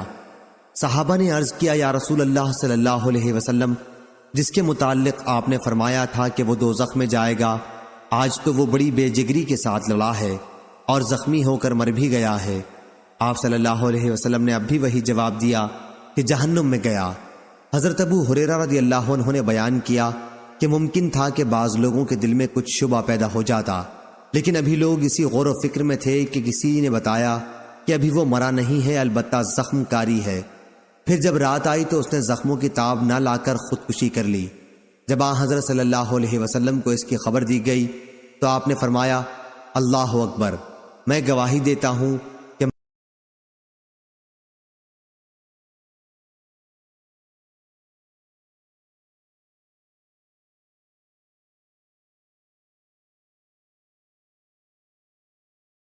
ابن علیہ نے بیان کیا، ان سے ایوب نے، ان سے حمید بن ہلال نے اور ان سے انس بن مالک رضی اللہ عنہ نے بیان کیا کہ رسول اللہ صلی اللہ علیہ وسلم نے مدینہ میں غزوہ موتا کے موقع پر خطبہ دیا، جبکہ مسلمان سپاہی موتا کے میدان میں داد شجاعت دے رہے تھے۔ آپ نے فرمایا کہ اب اسلامی عالم زید بن حارثہ نے سنبھالا اور انہیں شہید کر دیا گیا۔ پھر جعفر نے عالم اپنے ہاتھ میں اٹھا لیا اور وہ بھی شہید کر دیے۔ اب عبداللہ بن رواحہ نے عالم تھاما، یہ بھی شہید کر دیے گئے۔ آخر خالد بن ولید نے کسی نئی ہدایت کے بغیر اسلامی علم اٹھا لیا ہے اور ان کے ہاتھ پر فتح حاصل ہو گئی، اور میرے لیے اس میں کوئی خوشی کی بات نہیں تھی، یا آپ نے یہ فرمایا کہ ان کے لیے کوئی خوشی کی بات نہیں تھی کہ وہ شہداء ہمارے پاس زندہ ہوتے، کیونکہ شہادت کے بعد وہ جنت میں عیش کر رہے ہیں۔ اور انس رضی اللہ عنہ نے بیان کیا کہ اس وقت حضرت صلی اللہ علیہ وسلم کی آنکھوں سے آنسو جاری تھے۔ صحیح بخاری حدیث نمبر 3063۔ سہل بن یوسف نے بیان کیا، ان سے سعید بن ابی عروبہ نے، ان سے قتادہ نے اور ان سے انس رضی اللہ عنہ نے کہ نبی کریم صلی اللہ علیہ وسلم کی خدمت میں رعل، ذکوان، عصیہ اور بنو لحیان قبائل کے کچھ لوگ آئے اور یقین دلایا کہ وہ لوگ اسلام لا چکے ہیں، اور انہوں نے اپنی کافر قوم کے مقابل امداد اور تعلیم و تبلیغ کے لیے آپ سے مدد چاہی۔ تو نبی کریم صلی اللہ علیہ وسلم نے 70 انصاریوں کو ان کے ساتھ کر دیا۔ انس رضی اللہ عنہ نے بیان کیا، ہم انہیں قاری کہا کرتے تھے۔ وہ لوگ دن میں جنگل سے لکڑیاں جمع کرتے اور رات میں نماز پڑھتے رہتے۔ یہ حضرات ان قبیلے والوں کے ساتھ چلے گئے، لیکن جب بئر معونہ پر پہنچے تو انہی قبیلے والوں نے ان صحابہ کے ساتھ دغا کی اور انہیں شہید کر ڈالا۔ حضور اکرم صلی اللہ علیہ وسلم نے 1 مہینے تک نماز میں قنوت پڑھی اور رعل و زکوان اور بنو لحیان کے لیے بد دعا کرتے رہے۔ قتادہ نے کہا کہ ہم سے انس رضی اللہ عنہ نے کہا کہ ان شہداء کے بارے میں قرآن مجید میں ہم یہ آیت کیوں پڑھتے رہے؟ ترجمہ: ہاں، ہماری قوم مسلم کو بتا دو کہ ہم اپنے رب سے جا ملے اور وہ ہم سے راضی ہو گیا ہے اور ہمیں بھی اس نے خوش کیا ہے۔ پھر یہ آیت منسوخ ہو گئی۔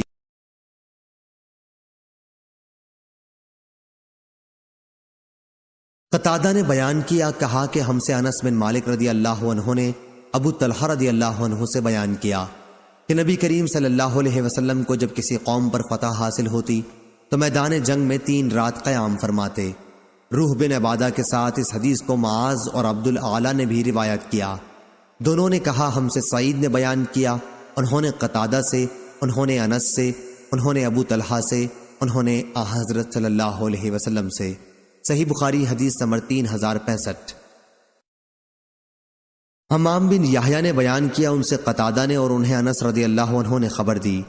آپ نے بیان کیا کہ نبی کریم صلی اللہ علیہ وسلم نے مقام جعرانہ سے، جہاں آپ نے جنگ حنین کا مال غنیمت تقسیم کیا تھا، عمرے کا احرام باندھا تھا۔ صحیح بخاری حدیث نمبر 3066۔ عبداللہ بن عمر رضی اللہ عنہ نے بیان کیا کہ ان کا ایک گھوڑا بھاگ گیا تھا اور دشمنوں نے اس کو پکڑ لیا تھا۔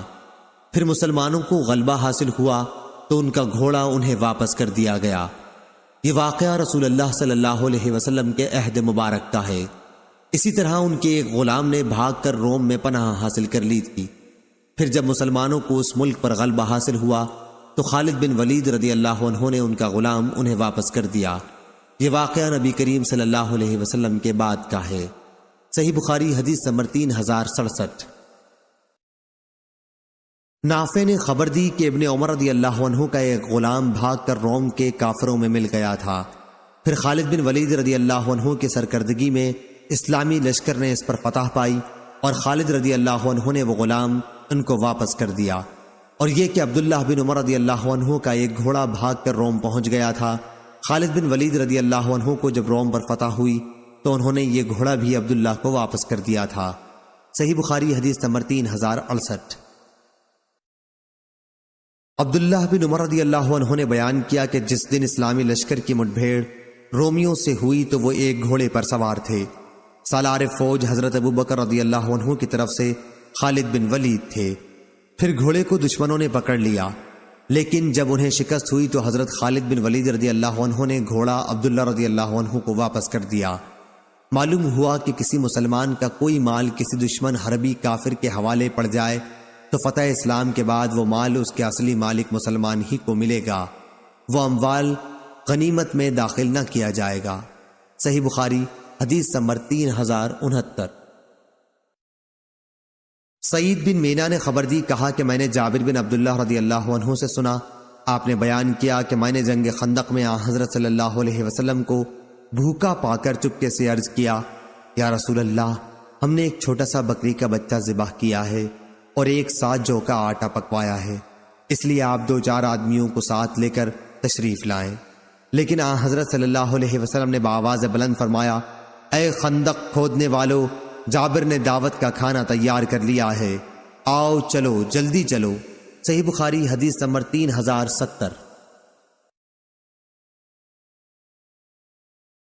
ام خالد بنت خالد بن سعید رضی اللہ عنہ نے بیان کیا کہ میں رسول اللہ صلی اللہ علیہ وسلم کی خدمت میں اپنے والد کے ساتھ حاضر ہوئی۔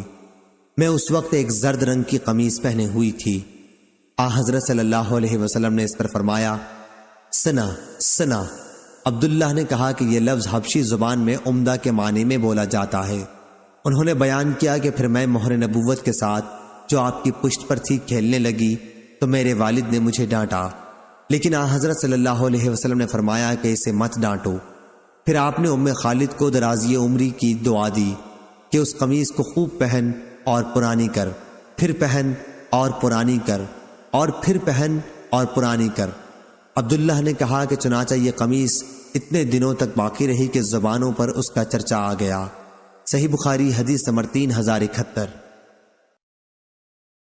شعبہ نے بیان کیا، ان سے محمد بن زیاد نے اور ان سے ابو ہریرہ رضی اللہ عنہ نے بیان کیا کہ حسن بن علی رضی اللہ عنہ نے صدقے کی کھجور میں سے جو بیت المال میں آئی تھی ایک کھجور اٹھا لی اور اپنے منہ کے قریب لے گئے، لیکن آن حضرت صلی اللہ علیہ وسلم نے انہیں فارسی زبان کا یہ لفظ کہہ کر روک دیا کہ کاخ کاخ، کیا تمہیں معلوم نہیں کہ ہم صدقہ نہیں کھایا کرتے ہیں؟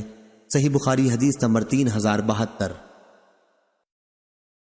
ابو ذرا نے بیان کیا، کہا کہ مجھ سے ابو ہریرہ رضی اللہ عنہ نے بیان کیا کہ نبی کریم صلی اللہ علیہ وسلم نے ہمیں خطاب فرمایا اور غلول خیانت کا ذکر فرمایا، اس جرم کی ہولناکی کو واضح کرتے ہوئے فرمایا کہ میں تم میں سے کسی کو بھی قیامت کے دن اس حالت میں نہ پاؤں کہ اس کی گردن پر بکری لدی ہوئی ہو اور وہ چلا رہی ہو، یا اس کی گردن پر گھوڑا لدا ہوا ہو اور وہ چلا رہا ہو، اور وہ شخص مجھ سے کہے کہ یا رسول اللہ میری مدد فرمائیے، لیکن میں یہ جواب دے دوں کہ میں تمہاری کوئی مدد نہیں کر سکتا، میں تو خدا کا پیغام تم تک پہنچا چکا تھا، اور اس کی گردن پر اونٹ لدا ہوا ہو اور چلا رہا ہو، اور وہ شخص کہے کہ یا رسول اللہ میری مدد فرمائیے، لیکن میں یہ جواب دے دوں کہ میں تمہاری کوئی مدد نہیں کر سکتا، میں تو خدا کا پیغام تمہیں پہنچا چکا تھا، یا وہ اس حال میں آئے کہ وہ اپنی گردن پر سونا چاندی اسباب لادے ہوئے ہو اور مجھ سے کہے یا رسول اللہ میری مدد فرمائیے، لیکن میں اس سے یہ کہہ دوں کہ میں تمہاری کوئی مدد نہیں کر سکتا، میں اللہ تعالیٰ کا پیغام تمہیں پہنچا چکا تھا، یا اس کی گردن پر کپڑے کے ٹکڑے ہوں اسے حرکت کر رہے ہوں اور وہ کہے کہ یا رسول اللہ میری مدد کیجیے، اور میں کہہ دوں کہ میں تمہاری کوئی مدد نہیں کر سکتا، میں تو خدا کا پیغام پہلے ہی پہنچا چکا تھا۔ اور ایوب سختیانی نے بھی ابو حیان سے روایت کیا ہے، گھوڑا لادے دیکھوں جو ہنہنا رہا ہو، صحیح بخاری حدیث نمبر 3073۔ سفیان ثوری نے بیان کیا، ان سے عمروں نے، ان سے سالم بن ابی الجعد نے، ان سے عبداللہ بن عمر رضی اللہ عنہ نے بیان کیا کہ نبی کریم صلی اللہ علیہ وسلم کے سامان و اسباب پر ایک صاحب مقرر تھے جن کا نام کرکرہ تھا، ان کا انتقال ہو گیا۔ حضرت صلی اللہ علیہ وسلم نے فرمایا کہ وہ تو جہنم میں گیا۔ پھر صحابہ انہیں دیکھنے گئے تو ایک عبا جسے خیانت کر کے انہوں نے چھپا لیا تھا ان کے یہاں ملی۔ ابو عبداللہ امام بخاری نے کہا کہ محمد بن سلام نے ابن عینہ سے نقل کیا اور کہا یہ لفظ کرکرہ بفتح کاف ہے اور اسی طرح منقول ہے، صحیح بخاری حدیث نمبر 3074۔ رافع بن خدیج رضی اللہ عنہ نے بیان کیا کہ مقام ذوالحلیفہ میں ہم نے نبی کریم صلی اللہ علیہ وسلم کے ساتھ پڑاؤ کیا، لوگ بھوکے تھے، ادھر غنیمت میں ہمیں اونٹ اور بکریاں ملی تھیں۔ حضرت صلی اللہ علیہ وسلم لشکر کے پیچھے کے حصے میں تھے، لوگوں نے بھوک کے مارے جلدی کی ہانڈیاں چڑھا دیں، بعد میں نبی کریم صلی اللہ علیہ وسلم کے حکم سے ان ہانڈیوں کو اوندھا دیا گیا، پھر آپ نے غنیمت کی تقسیم شروع کی، 10 بکریوں کو ایک اونٹ کے برابر رکھا، اتفاق سے مال غنیمت کا ایک اونٹ بھاگ نکلا، لشکر میں گھوڑوں کی کمی تھی، لوگ اسے پکڑنے کے لیے دوڑے لیکن اونٹ نے سب کو تھکا دیا، آخر ایک صحابی خود رافع رضی اللہ عنہ نے اسے تیر مارا، اللہ تعالیٰ کے حکم سے اونٹ جہاں تھا وہیں رہ گیا۔ اس پر حضرت صلی اللہ علیہ وسلم نے فرمایا کہ ان پالتو جانوروں میں بھی جنگلی جانوروں کی طرح بعض دفعہ وحشت ہو جاتی ہے، اس لیے اگر ان میں سے کوئی قابو میں نہ آئے تو اس کے ساتھ ایسا ہی کرو۔ ابایا کہتے ہیں کہ میرے دادا رافع رضی اللہ عنہ نے خدمت نبوی میں عرض کیا، کہا کہ ہمیں امید ہے یا یہ کہا کہ خوف ہے کہ کل کہیں ہمارے دشمن سے مٹ بھیڑ نہ ہو جائے، ادھر ہمارے پاس چھری نہیں ہے تو کیا ہم بانس کی کھپچیوں سے ذبح کر سکتے ہیں؟ آپ صلی اللہ علیہ وسلم نے فرمایا کہ جو چیز خون بہا دے اور ذبح کرتے وقت اس پر اللہ تعالیٰ کا نام بھی لیا گیا ہو تو اس کا گوشت کھانا حلال ہے، البتہ وہ چیز جس سے ذبح کیا گیا ہو دانت اور ناخن نہ ہونا چاہیے۔ تمہارے سامنے میں اس کی وجہ بھی بیان کرتا ہوں، دانت تو اس لیے نہیں کہ وہ ہڈی ہے اور ناخن اس لیے نہیں کہ وہ حبشیوں کی چھری ہے، صحیح بخاری حدیث نمبر 3075۔ قیس بن حازم نے بیان کیا، انہوں نے کہا کہ مجھ سے جریر بن عبداللہ رضی اللہ عنہ نے بیان کیا کہ مجھ سے رسول کریم صلی اللہ علیہ وسلم نے فرمایا، ذی الخلصہ یمن کے کعبے کو تباہ کر کے مجھے کیوں خوشی نہیں کرتے؟ یہ ذی الخلصہ یمن کے قبیلہ خشم کا بت کدا تھا، کعبے کے مقابل بنایا تھا، جسے کعبۃ الیمانیہ کہتے تھے۔ چنانچہ میں اپنے قبیلہ احمس کے 150 سواروں کو لے کر تیار ہو گیا۔ یہ سب اچھے شہ سوار تھے۔ پھر میں نے حضرت صلی اللہ علیہ وسلم سے عرض کیا کہ میں گھوڑے پر اچھی طرح سے جم نہیں پاتا، تو آپ نے میرے سینے پر دست مبارک مارا اور میں نے آپ کی انگلیوں کا نشان اپنے سینے پر دیکھا۔ آپ صلی اللہ علیہ وسلم نے پھر یہ دعا دی، اے اللہ اسے گھوڑے پر جما دے اور اسے صحیح راستہ دکھانے والا بنا دے اور خود اسے بھی راہ پایا ہوا کر دے۔ پھر جریر مہم پر روانہ ہوئے اور ذوالخلصہ کو توڑ کر جلا دیا۔ اس کے بعد نبی کریم صلی اللہ علیہ وسلم کی خدمت میں خوشخبری بھجوائی۔ جریر رضی اللہ عنہ کے قاصد حسین بن ربیعہ نے خدمت نبوی میں حاضر ہو کر عرض کیا، یا رسول اللہ صلی اللہ علیہ وسلم، اس ذات پاک کی قسم جس نے آپ کو سچا پیغمبر بنا کر مبعوث فرمایا، میں اس وقت تک آپ کی خدمت میں حاضر نہیں ہوا جب تک وہ بت کدا جل کر ایسا سیاہ نہیں ہو گیا جیسا خارش والا بیمار اونٹ سیاہ ہوا کرتا ہے۔ یہ سن کر حضرت صلی اللہ علیہ وسلم نے قبیلہ احمس کے سواروں اور ان کے پیدل جوانوں کے لیے 5 مرتبہ برکت کی دعا فرمائی۔ مسند نے اس حدیث میں یوں کہا، ذوالخلصہ خشم قبیلے میں ایک گھر تھا۔ صحیح بخاری حدیث نمبر 3076۔ شیبان نے بیان کیا، ان سے منصور نے، ان سے مجاہد نے، ان سے طاؤس نے اور ان سے عبداللہ بن عباس رضی اللہ عنہ نے بیان کیا کہ نبی کریم صلی اللہ علیہ وسلم نے فتح مکہ کے دن فرمایا، اب ہجرت مکے سے مدینے کے لیے باقی نہیں رہی، البتہ حسن نیت اور جہاد باقی ہے، اس لیے جب تمہیں جہاد کے لیے بلایا جائے تو فوراً نکل جاؤ۔ صحیح بخاری حدیث نمبر 3077۔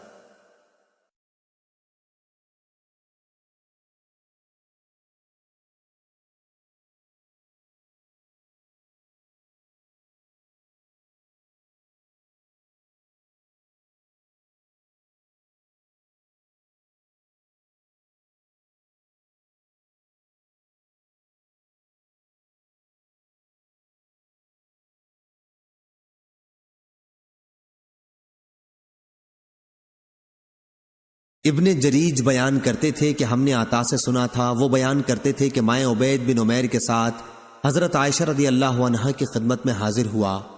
اس وقت آپ ثبیر پہاڑ کے قریب قیام فرما تھیں۔ آپ نے ہم سے فرمایا کہ جب اللہ تعالیٰ نے اپنے نبی صلی اللہ علیہ وسلم کو مکے پر فتح دی تھی، اس وقت سے ہجرت کا سلسلہ ختم ہو گیا تھا۔ ثبیر مشہور پہاڑ ہے۔ صحیح بخاری حدیث نمبر 3080۔ حسین نے خبر دی، انہیں سعد بن عبیدہ نے اور انہیں ابی عبد الرحمن نے، اور وہ عثمانی تھے۔ انہوں نے ابن عطیہ سے کہا جو علوی تھے کہ میں اچھی طرح جانتا ہوں کہ تمہارے صاحب حضرت علی رضی اللہ عنہ کو کس چیز سے خون بہانے پر جرت ہوئی۔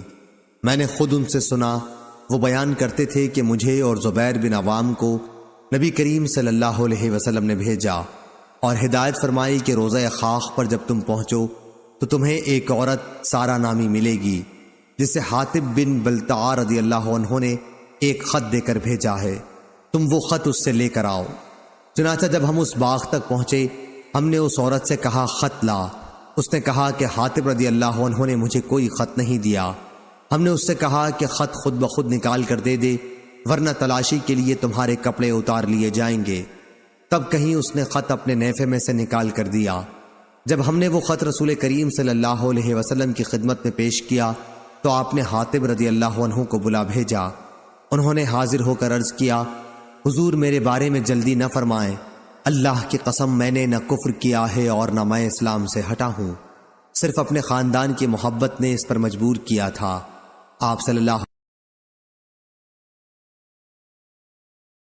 اللہ علیہ وسلم کے اصحاب مہاجرین میں کوئی شخص ایسا نہیں جس کے رشتہ دار وغیرہ مکے میں نہ ہوں، جن کے ذریعے اللہ تعالیٰ ان کے خاندان والوں اور ان کی جائیداد کی حمایت نہ کراتا ہو، لیکن میرا وہاں کوئی بھی آدمی نہیں، اس لیے میں نے چاہا کہ ان مکے والوں پر ایک احسان کر دوں۔ نبی کریم صلی اللہ علیہ وسلم نے بھی ان کی بات کی تصدیق فرمائی۔ حضرت عمر رضی اللہ عنہ فرمانے لگے کہ مجھے اس کا سر اتارنے دیجیے، یہ تو منافق ہو گیا ہے۔ لیکن حضرت صلی اللہ علیہ وسلم نے فرمایا، تمہیں کیا معلوم، اللہ تعالیٰ اہل بدر کے حالات سے خوب واقف تھا اور وہ خود اہل بدر کے بارے میں فرما چکا ہے کہ جو چاہو کرو۔ ابو عبد الرحمن نے کہا، حضرت علی رضی اللہ عنہ کو اسی ارشاد نے کہ تم جو چاہو کرو خون ریزی پر دلیر بنا دیا ہے۔ صحیح بخاری حدیث نمبر 3081۔ حمید بن الاسود نے بیان کیا، ان سے حبیب بن شہید نے اور ان سے ابن ابی ملیکہ نے کہ عبداللہ بن زبیر رضی اللہ عنہ نے عبداللہ بن جعفر رضی اللہ عنہ سے کہا، تمہیں وہ قصہ یاد ہے جب میں اور تم اور عبداللہ بن عباس رضی اللہ عنہ تینوں آگے جا کر رسول اللہ صلی اللہ علیہ وسلم سے ملے تھے؟ آپ صلی اللہ علیہ وسلم جہاد سے واپس آ رہے تھے۔ عبداللہ بن جعفر نے کہا، ہاں یاد ہے، اور آن حضرت صلی اللہ علیہ وسلم نے مجھ کو اور ابن عباس رضی اللہ عنہ کو اپنے ساتھ سوار کر لیا اور تمہیں چھوڑ دیا تھا۔ صحیح بخاری حدیث نمبر 3082۔ سفیان بن عینہ نے بیان کیا، ان سے زہری نے بیان کیا کہ سائب بن یزید رضی اللہ عنہ نے کہا، جب رسول کریم صلی اللہ علیہ وسلم غزوہ تبوک سے واپس تشریف لا رہے تھے تو ہم سب بچے سنیت الوداع تک آپ کا استقبال کرنے گئے تھے۔ صحیح بخاری حدیث نمبر 3083۔ زہری نے بیان کیا کہ سائب بن یزید رضی اللہ عنہ نے کہا، جب رسول کریم صلی اللہ علیہ وسلم غزوہ تبوک سے واپس تشریف لا رہے تھے تو ہم سب بچے سنیت الوداع تک آپ کا استقبال کرنے گئے تھے۔ جویریہ نے بیان کیا، ان سے نافع نے اور ان سے عبداللہ بن عمر رضی اللہ عنہ نے کہ جب رسول اللہ صلی اللہ علیہ وسلم جہاد سے واپس ہوتے تو 3 بار اللہ اکبر کہتے اور دعا پڑھتے، انشاءاللہ ہم اللہ کی طرف لوٹنے والے ہیں، ہم توبہ کرنے والے ہیں، اپنے رب کی عبادت کرنے والے ہیں، اس کی تعریف کرنے والے اور اس کے لیے سجدہ کرنے والے ہیں۔ اللہ نے اپنا وعدہ سچا کر دکھایا، اپنے بندے کی مدد کی اور کافروں کے لیے لشکر کو اسی اکیلے نے شکست دے دی۔ صحیح بخاری حدیث نمبر 3084۔ انس بن مالک رضی اللہ عنہ نے بیان کیا کہ غزوہ بنو لحیان میں جو 6 ہجری میں ہوا، عسفان سے واپس آتے ہوئے ہم رسول اللہ صلی اللہ علیہ وسلم کے ساتھ تھے۔ آپ اپنی اونٹنی پر سوار تھے اور آپ نے سواری پر پیچھے ام المومنین حضرت صفیہ بنت حی رضی اللہ عنہا کو بٹھا لیا تھا۔ اتفاق سے آپ کی اونٹنی پھسل گئی اور آپ دونوں گر گئے۔ یہ حال دیکھ کر ابو طلحہ بھی فوراً اپنی سواری سے کود پڑے اور کہا، یا رسول اللہ، اللہ مجھے آپ پر قربان کرے، کوئی چوٹ تو نہیں لگی؟ حضرت صلی اللہ علیہ وسلم نے فرمایا، پہلے عورت کی خبر لو۔ ابو طلحہ رضی اللہ عنہ نے ایک کپڑا اپنے چہرے پر ڈال لیا، پھر حضرت صفیہ رضی اللہ عنہا کے قریب آئے اور وہی کپڑا ان کے اوپر ڈال دیا۔ اس کے بعد دونوں حضرات کی سواری درست کی۔ جب آپ سوار ہو گئے تو ہم حضرت صلی اللہ علیہ وسلم کے چاروں طرف جمع ہو گئے۔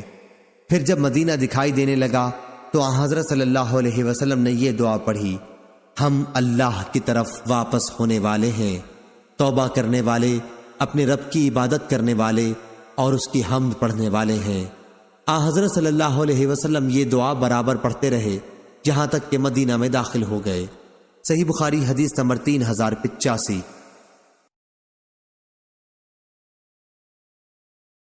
انس بن مالک رضی اللہ عنہ نے بیان کیا کہ وہ اور ابو طلحہ رضی اللہ عنہ نبی کریم صلی اللہ علیہ وسلم کے ساتھ تھے۔ ام المومنین حضرت صفیہ رضی اللہ عنہا کو حضرت صلی اللہ علیہ وسلم نے اپنی سواری پر پیچھے بٹھا رکھا تھا۔ راستے میں اتفاق سے آپ کی اونٹنی پھسل گئی اور حضرت صلی اللہ علیہ وسلم گر گئے اور ام المومنین بھی گر گئیں۔ ابو طلحہ رضی اللہ عنہ نے یوں کہا کہ میں سمجھتا ہوں انہوں نے بھی اپنے آپ کو اونٹ سے گرا دیا اور حضرت صلی اللہ علیہ وسلم کے قریب پہنچ کر عرض کیا، اے اللہ کے رسول، اللہ مجھے آپ پر قربان کرے، کوئی چوٹ تو حضور کو نہیں آئی؟ آپ نے فرمایا کہ نہیں، لیکن تم عورت کی خبر لو۔ چنانچہ انہوں نے ایک کپڑا اپنے چہرے پر ڈال لیا، پھر ام المومنین کی طرف بڑھے اور وہی کپڑا ان پر ڈال دیا۔ اب ام المومنین کھڑی ہو گئیں۔ پھر ابو طلحہ رضی اللہ عنہ نے آپ دونوں کے لیے اونٹنی کو مضبوط کیا تو آپ سوار ہوئے اور سفر شروع کیا۔ جب مدینہ منورہ کے سامنے پہنچ گئے، یا راوی نے یہ کہا کہ جب مدینہ دکھائی دینے لگا تو نبی کریم صلی اللہ علیہ وسلم نے یہ دعا پڑھی، ہم اللہ کی طرف لوٹنے والے ہیں، توبہ کرنے والے، اپنے رب کی عبادت کرنے والے اور اس کی تعریف کرنے والے ہیں۔ آپ صلی اللہ علیہ وسلم یہ دعا پڑھتے رہے یہاں تک کہ مدینہ میں داخل ہو گئے۔ صحیح بخاری حدیث نمبر 3086۔ محارب بن دثار نے بیان کیا، انہوں نے کہا کہ میں نے جابر بن عبداللہ انصاری رضی اللہ عنہ سے سنا، انہوں نے بیان کیا کہ میں نبی کریم صلی اللہ علیہ وسلم کے ساتھ ایک سفر میں تھا۔ جب ہم مدینہ پہنچے تو آپ نے فرمایا کہ پہلے مسجد میں جا اور 2 رکعت نفل نماز پڑھ۔ صحیح بخاری حدیث نمبر 3087۔ ابن جریج نے بیان کیا، ان سے ابن شہاب نے، ان سے عبد الرحمن بن عبداللہ بن کعب نے، ان سے ان کے والد عبداللہ اور چچا عبید اللہ بن کعب نے، اور ان سے کعب رضی اللہ عنہ نے بیان کیا کہ نبی کریم صلی اللہ علیہ وسلم جب دن چڑھے سفر سے واپس ہوتے تو بیٹھنے سے پہلے مسجد میں جا کر 2 رکعت نفل نماز پڑھتے تھے۔ صحیح بخاری حدیث نمبر 3088۔ وقی نے خبر دی، انہیں شعبہ نے، انہیں محارب بن دثار نے اور انہیں جابر بن عبداللہ رضی اللہ عنہ نے کہ نبی کریم صلی اللہ علیہ وسلم جب مدینہ تشریف لائے غزوہ تبوک کے ذات الرقا سے تو اونٹ یا گائے ذبح کی۔ راوی کو شبہ ہے۔ معاذ عنبری نے اپنی روایت میں کچھ زیادتی کے ساتھ کہا، ان سے شعبہ نے بیان کیا، ان سے محارب بن دثار نے، انہوں نے جابر بن عبداللہ رضی اللہ عنہ سے سنا کہ نبی کریم صلی اللہ علیہ وسلم نے مجھ سے اونٹ خریدا تھا 2 اوقیہ اور 1 درہم، یا راوی کو شبہ ہے کہ 2 اوقیہ 2 درہم میں۔ جب آپ مقام سرار پر پہنچے تو آپ نے حکم دیا اور گائے ذبح کی گئی اور لوگوں نے اس کا گوشت کھایا۔ پھر جب آپ مدینہ منورہ پہنچے تو مجھے حکم دیا کہ پہلے مسجد میں جا کر 2 رکعت نماز پڑھوں، اس کے بعد مجھے میرے اونٹ کی قیمت وزن کر کے عنایت فرمائی۔ صحیح بخاری حدیث نمبر 3089۔ شعبہ نے بیان کیا، ان سے محارب بن دثار نے اور ان سے جابر بن عبداللہ رضی اللہ عنہ نے بیان کیا کہ میں سفر سے واپس مدینہ پہنچا تو آن حضرت صلی اللہ علیہ وسلم نے مجھے حکم دیا کہ مسجد میں جا کر 2 رکعت نفل نماز پڑھوں۔ سرار مدینہ منورہ سے 3 میل کے فاصلے پر مشرق میں ایک جگہ کا نام ہے۔ صحیح بخاری حدیث نمبر 3090۔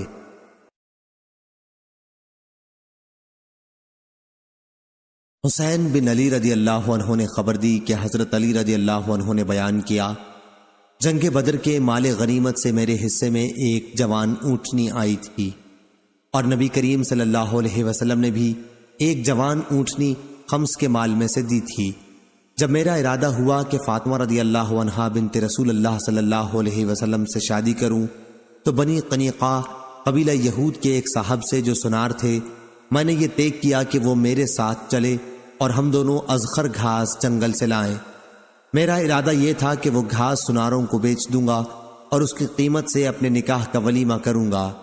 ابھی میں ان دونوں اونٹنیوں کا سامان، پالان اور تھیلے اور رسیاں وغیرہ جمع کر رہا تھا اور یہ دونوں اونٹنیاں ایک انصاری صحابی کے گھر کے پاس بیٹھی ہوئی تھیں کہ جب سارا سامان فراہم کر کے واپس آیا تو کیا دیکھتا ہوں کہ میری دونوں اونٹنیوں کے کوہان کسی نے کاٹ دیے ہیں اور ان کے پیٹ چیر کر اندر سے ان کی کلیجیاں نکال لی گئی ہیں۔ جب میں نے یہ حال دیکھا تو بے اختیار رو دیا۔ میں نے پوچھا کہ یہ سب کچھ کس نے کیا ہے؟ تو لوگوں نے بتایا کہ حمزہ بن عبد المطلب رضی اللہ عنہ نے، اور وہ اسی گھر میں کچھ انصار کے ساتھ شراب پی رہے ہیں۔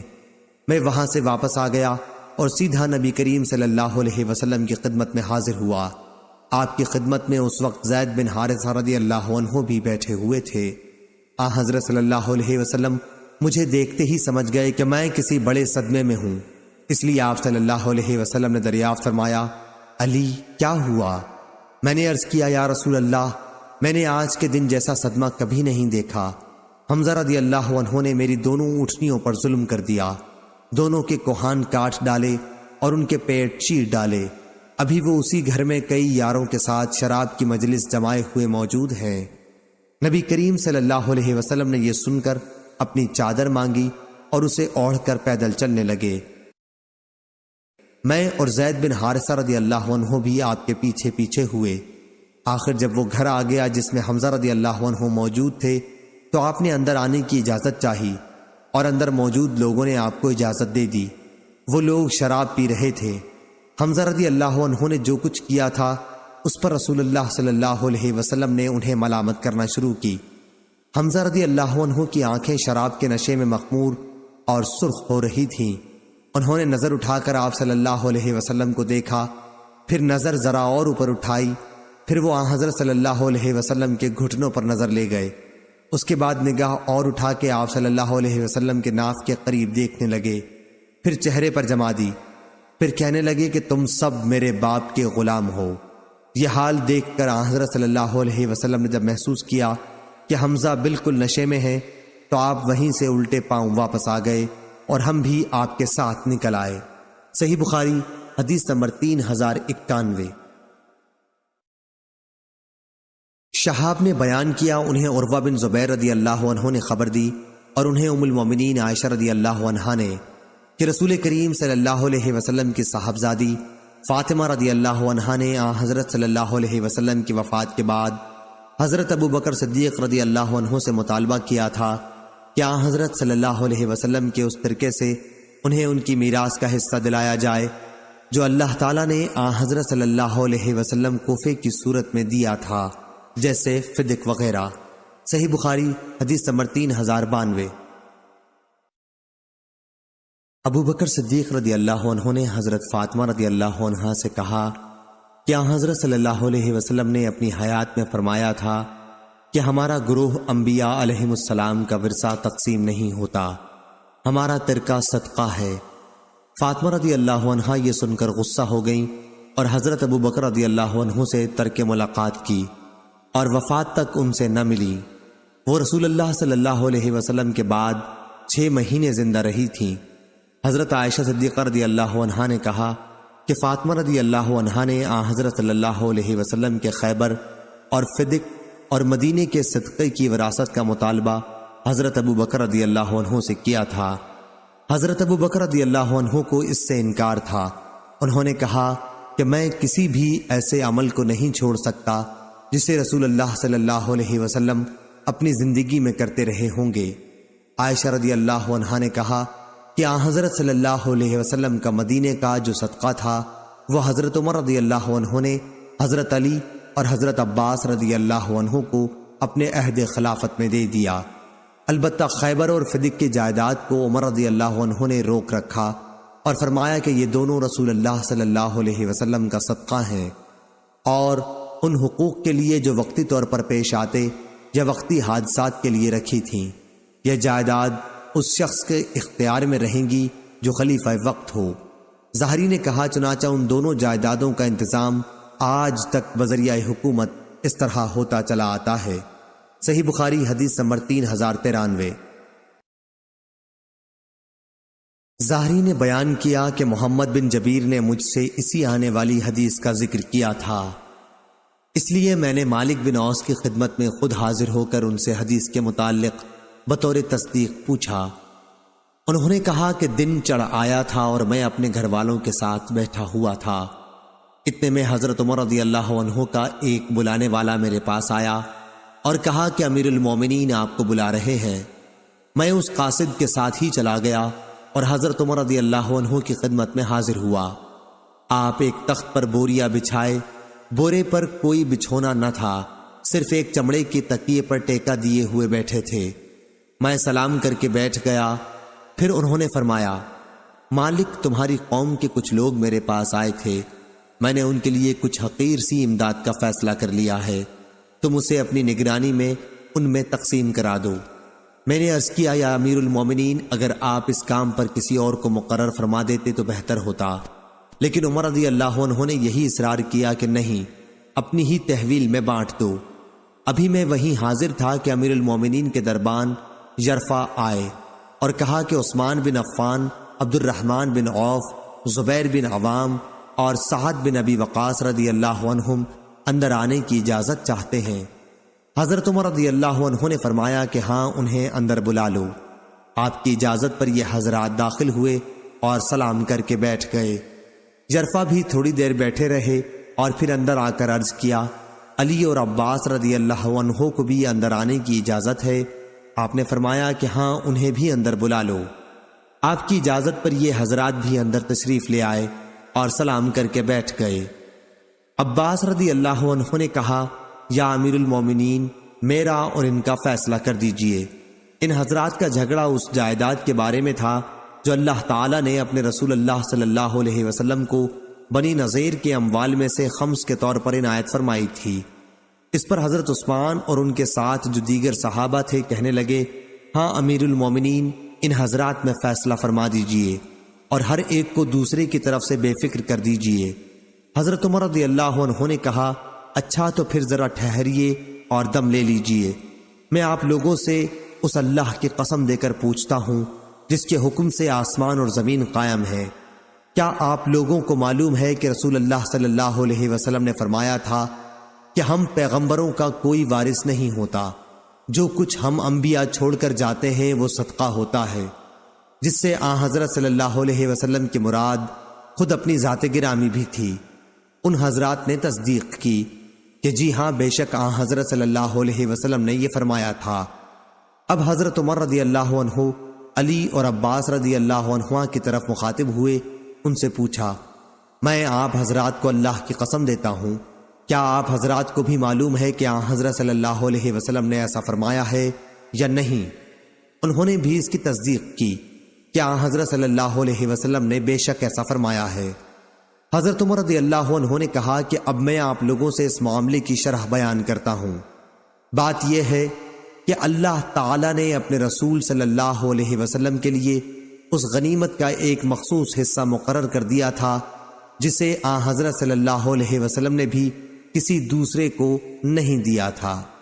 پھر آپ نے اس آیت کی تلاوت فرمائی، وما افاء اللہ علی رسولہم منہم سے اللہ تعالیٰ کے ارشاد قدیر تک، اور وہ حصہ آن حضرت صلی اللہ علیہ وسلم کے لیے خاص رہا، مگر قسم اللہ کی یہ جائیداد آن حضرت صلی اللہ علیہ وسلم نے تم کو چھوڑ کر اپنے لیے جوڑ نہ رکھی، نہ خاص اپنے خرچ میں لائے، بلکہ تم ہی لوگوں کو دیں اور تمہارے ہی کاموں میں خرچ کی۔ یہ جو جائیداد بچ رہی ہے، اس میں سے آپ اپنی بیویوں کا سال بھر کا خرچ لیا کرتے، اس کے بعد جو باقی بچتا وہ اللہ کے مال میں شریک کر دیتے، جہاد کے سامان فراہم کرنے میں۔ خیر، آن حضرت صلی اللہ علیہ وسلم تو اپنی زندگی میں ایسا ہی کرتے رہے۔ حاضرین، تم کو اللہ کی قسم، کیا تم یہ نہیں جانتے؟ انہوں نے کہا، بے شک جانتے ہیں۔ پھر حضرت عمر رضی اللہ عنہ نے علی اور عباس رضی اللہ عنہ سے کہا، میں آپ حضرات سے بھی اللہ کی قسم دے کر پوچھتا ہوں، کیا آپ لوگ یہ نہیں جانتے ہیں؟ دونوں حضرات نے جواب دیا کہ ہاں۔ پھر حضرت عمر رضی اللہ عنہ نے یوں فرمایا کہ پھر اللہ تعالیٰ نے اپنے نبی کریم صلی اللہ علیہ وسلم کو دنیا سے اٹھا لیا تو ابو بکر صدیق رضی اللہ عنہ کہنے لگے کہ میں رسول اللہ صلی اللہ علیہ وسلم کا خلیفہ ہوں، اور اس لیے انہوں نے آن حضرت صلی اللہ علیہ وسلم کی اس مخلص جائیداد پر قبضہ کیا، اور جس طرح آن حضرت صلی اللہ علیہ وسلم اس میں سے مصارف کیا کرتے تھے وہ کرتے رہے۔ اللہ خوب جانتا ہے کہ ابو بکر رضی اللہ عنہ اپنے اس طرز عمل میں سچے، مخلص، نیکوکار، حق کی پیروی کرنے والے تھے۔ پھر اللہ تعالیٰ نے ابو بکر رضی اللہ عنہ کو بھی اپنے پاس بلا لیا، اور اب میں ابو بکر رضی اللہ عنہ کا نائب مقرر ہوا۔ میری خلافت کو 2 سال ہو گئے ہیں، اور میں نے بھی اس جائیداد کو اپنی تحویل میں رکھا ہے، جو مصارف رسول اللہ صلی اللہ علیہ وسلم اور ابو بکر رضی اللہ عنہ اس میں کیا کرتے تھے، ویسا ہی میں بھی کرتا رہا، اور اللہ خوب جانتا ہے کہ اس میں اپنے اس طرز عمل میں سچا، مخلص اور حق کی پیروی کرنے والا ہوں۔ پھر آپ دونوں میرے پاس مجھ سے گفتگو کرنے آئے، اور بالاتفاق گفتگو کرنے لگے کہ دونوں کا مقصد ایک تھا۔ جناب عباس، آپ تو اس لیے تشریف لائے کہ آپ کو اپنے بھتیجے صلی اللہ علیہ وسلم کی میراث کا دعویٰ میرے سامنے پیش کرنا تھا۔ پھر علی رضی اللہ عنہ سے فرمایا کہ آپ اس لیے تشریف لائے کہ آپ کو اپنی بیوی حضرت فاطمہ رضی اللہ عنہا کا دعویٰ پیش کرنا تھا کہ ان کے والد رسول اللہ صلی اللہ علیہ وسلم کی میراث انہیں ملنی چاہیے۔ میں نے آپ دونوں حضرات سے عرض کر دیا کہ رسول اللہ صلی اللہ علیہ وسلم خود فرما گئے کہ ہم پیغمبروں کا کوئی میراث تقسیم نہیں ہوتا، ہم جو کچھ چھوڑ جاتے ہیں وہ صدقہ ہوتا ہے۔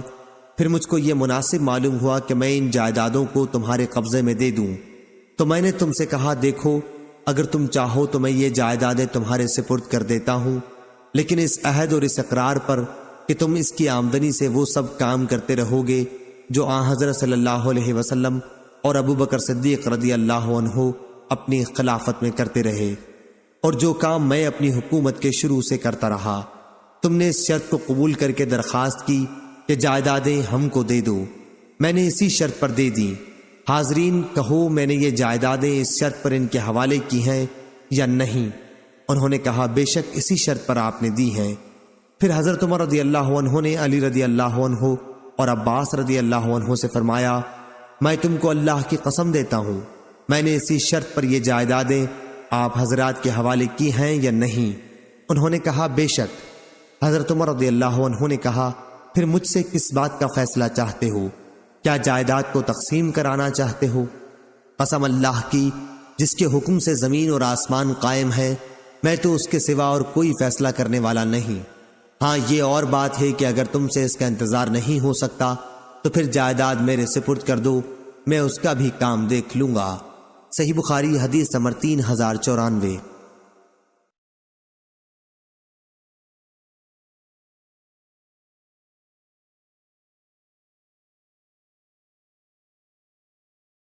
ابو حمزہ زبائی نے بیان کیا انہوں نے ابن عباس رضی اللہ عنہ سے سنا وہ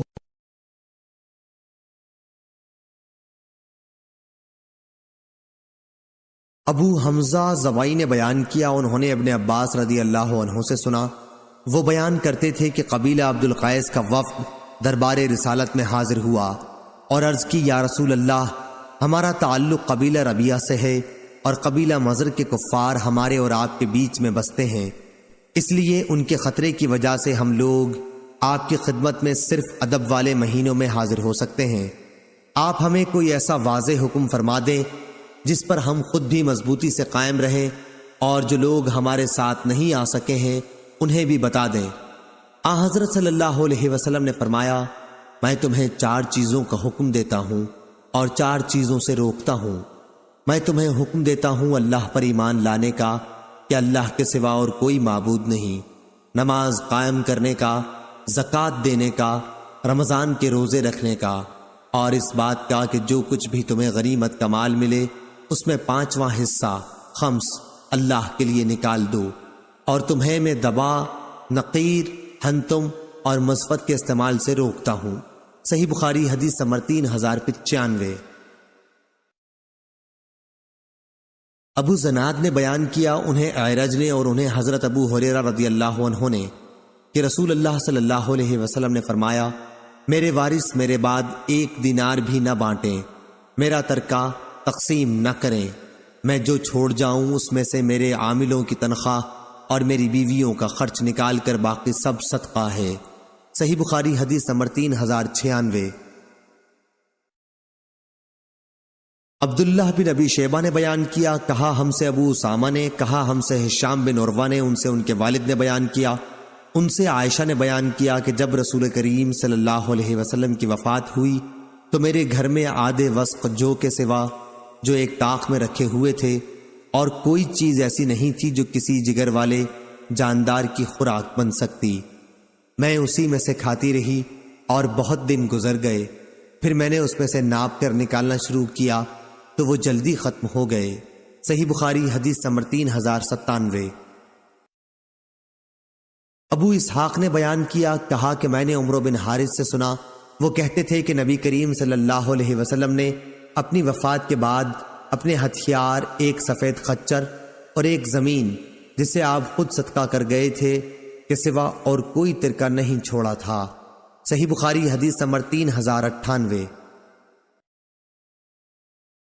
معمر اور یونس نے خبر دی ان سے زہری نے بیان کیا انہیں عبیداللہ بن عبداللہ بن عتبہ بن مسعود نے خبر دی کہ نبی کریم صلی اللہ علیہ وسلم کی زوجہ مطہرہ عائشہ رضی اللہ عنہا نے بیان کیا کہ مرض الوفات میں جب نبی کریم صلی اللہ علیہ وسلم کا مرض بہت بڑھ گیا تو آپ نے سب بیویوں سے اس کی اجازت چاہی کہ مرض کے دن آپ میرے گھر میں گزاریں، اس کی اجازت آپ کو مل گئی تھی۔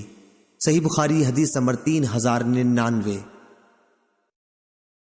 نافع نے بیان کیا کہا کہ میں نے ابن ابی ملیکہ سے سنا انہوں نے بیان کیا کہ حضرت عائشہ رضی اللہ عنہا نے کہا کہ رسول اللہ صلی اللہ علیہ وسلم نے میرے گھر میری باری کے دن میرے حلق اور سینے کے درمیان ٹیک لگائے ہوئے وفات پائی۔ اللہ تعالیٰ نے وفات کے وقت میرے تھوک اور آن حضرت صلی اللہ علیہ وسلم کے تھوک کو ایک ساتھ جمع کر دیا تھا۔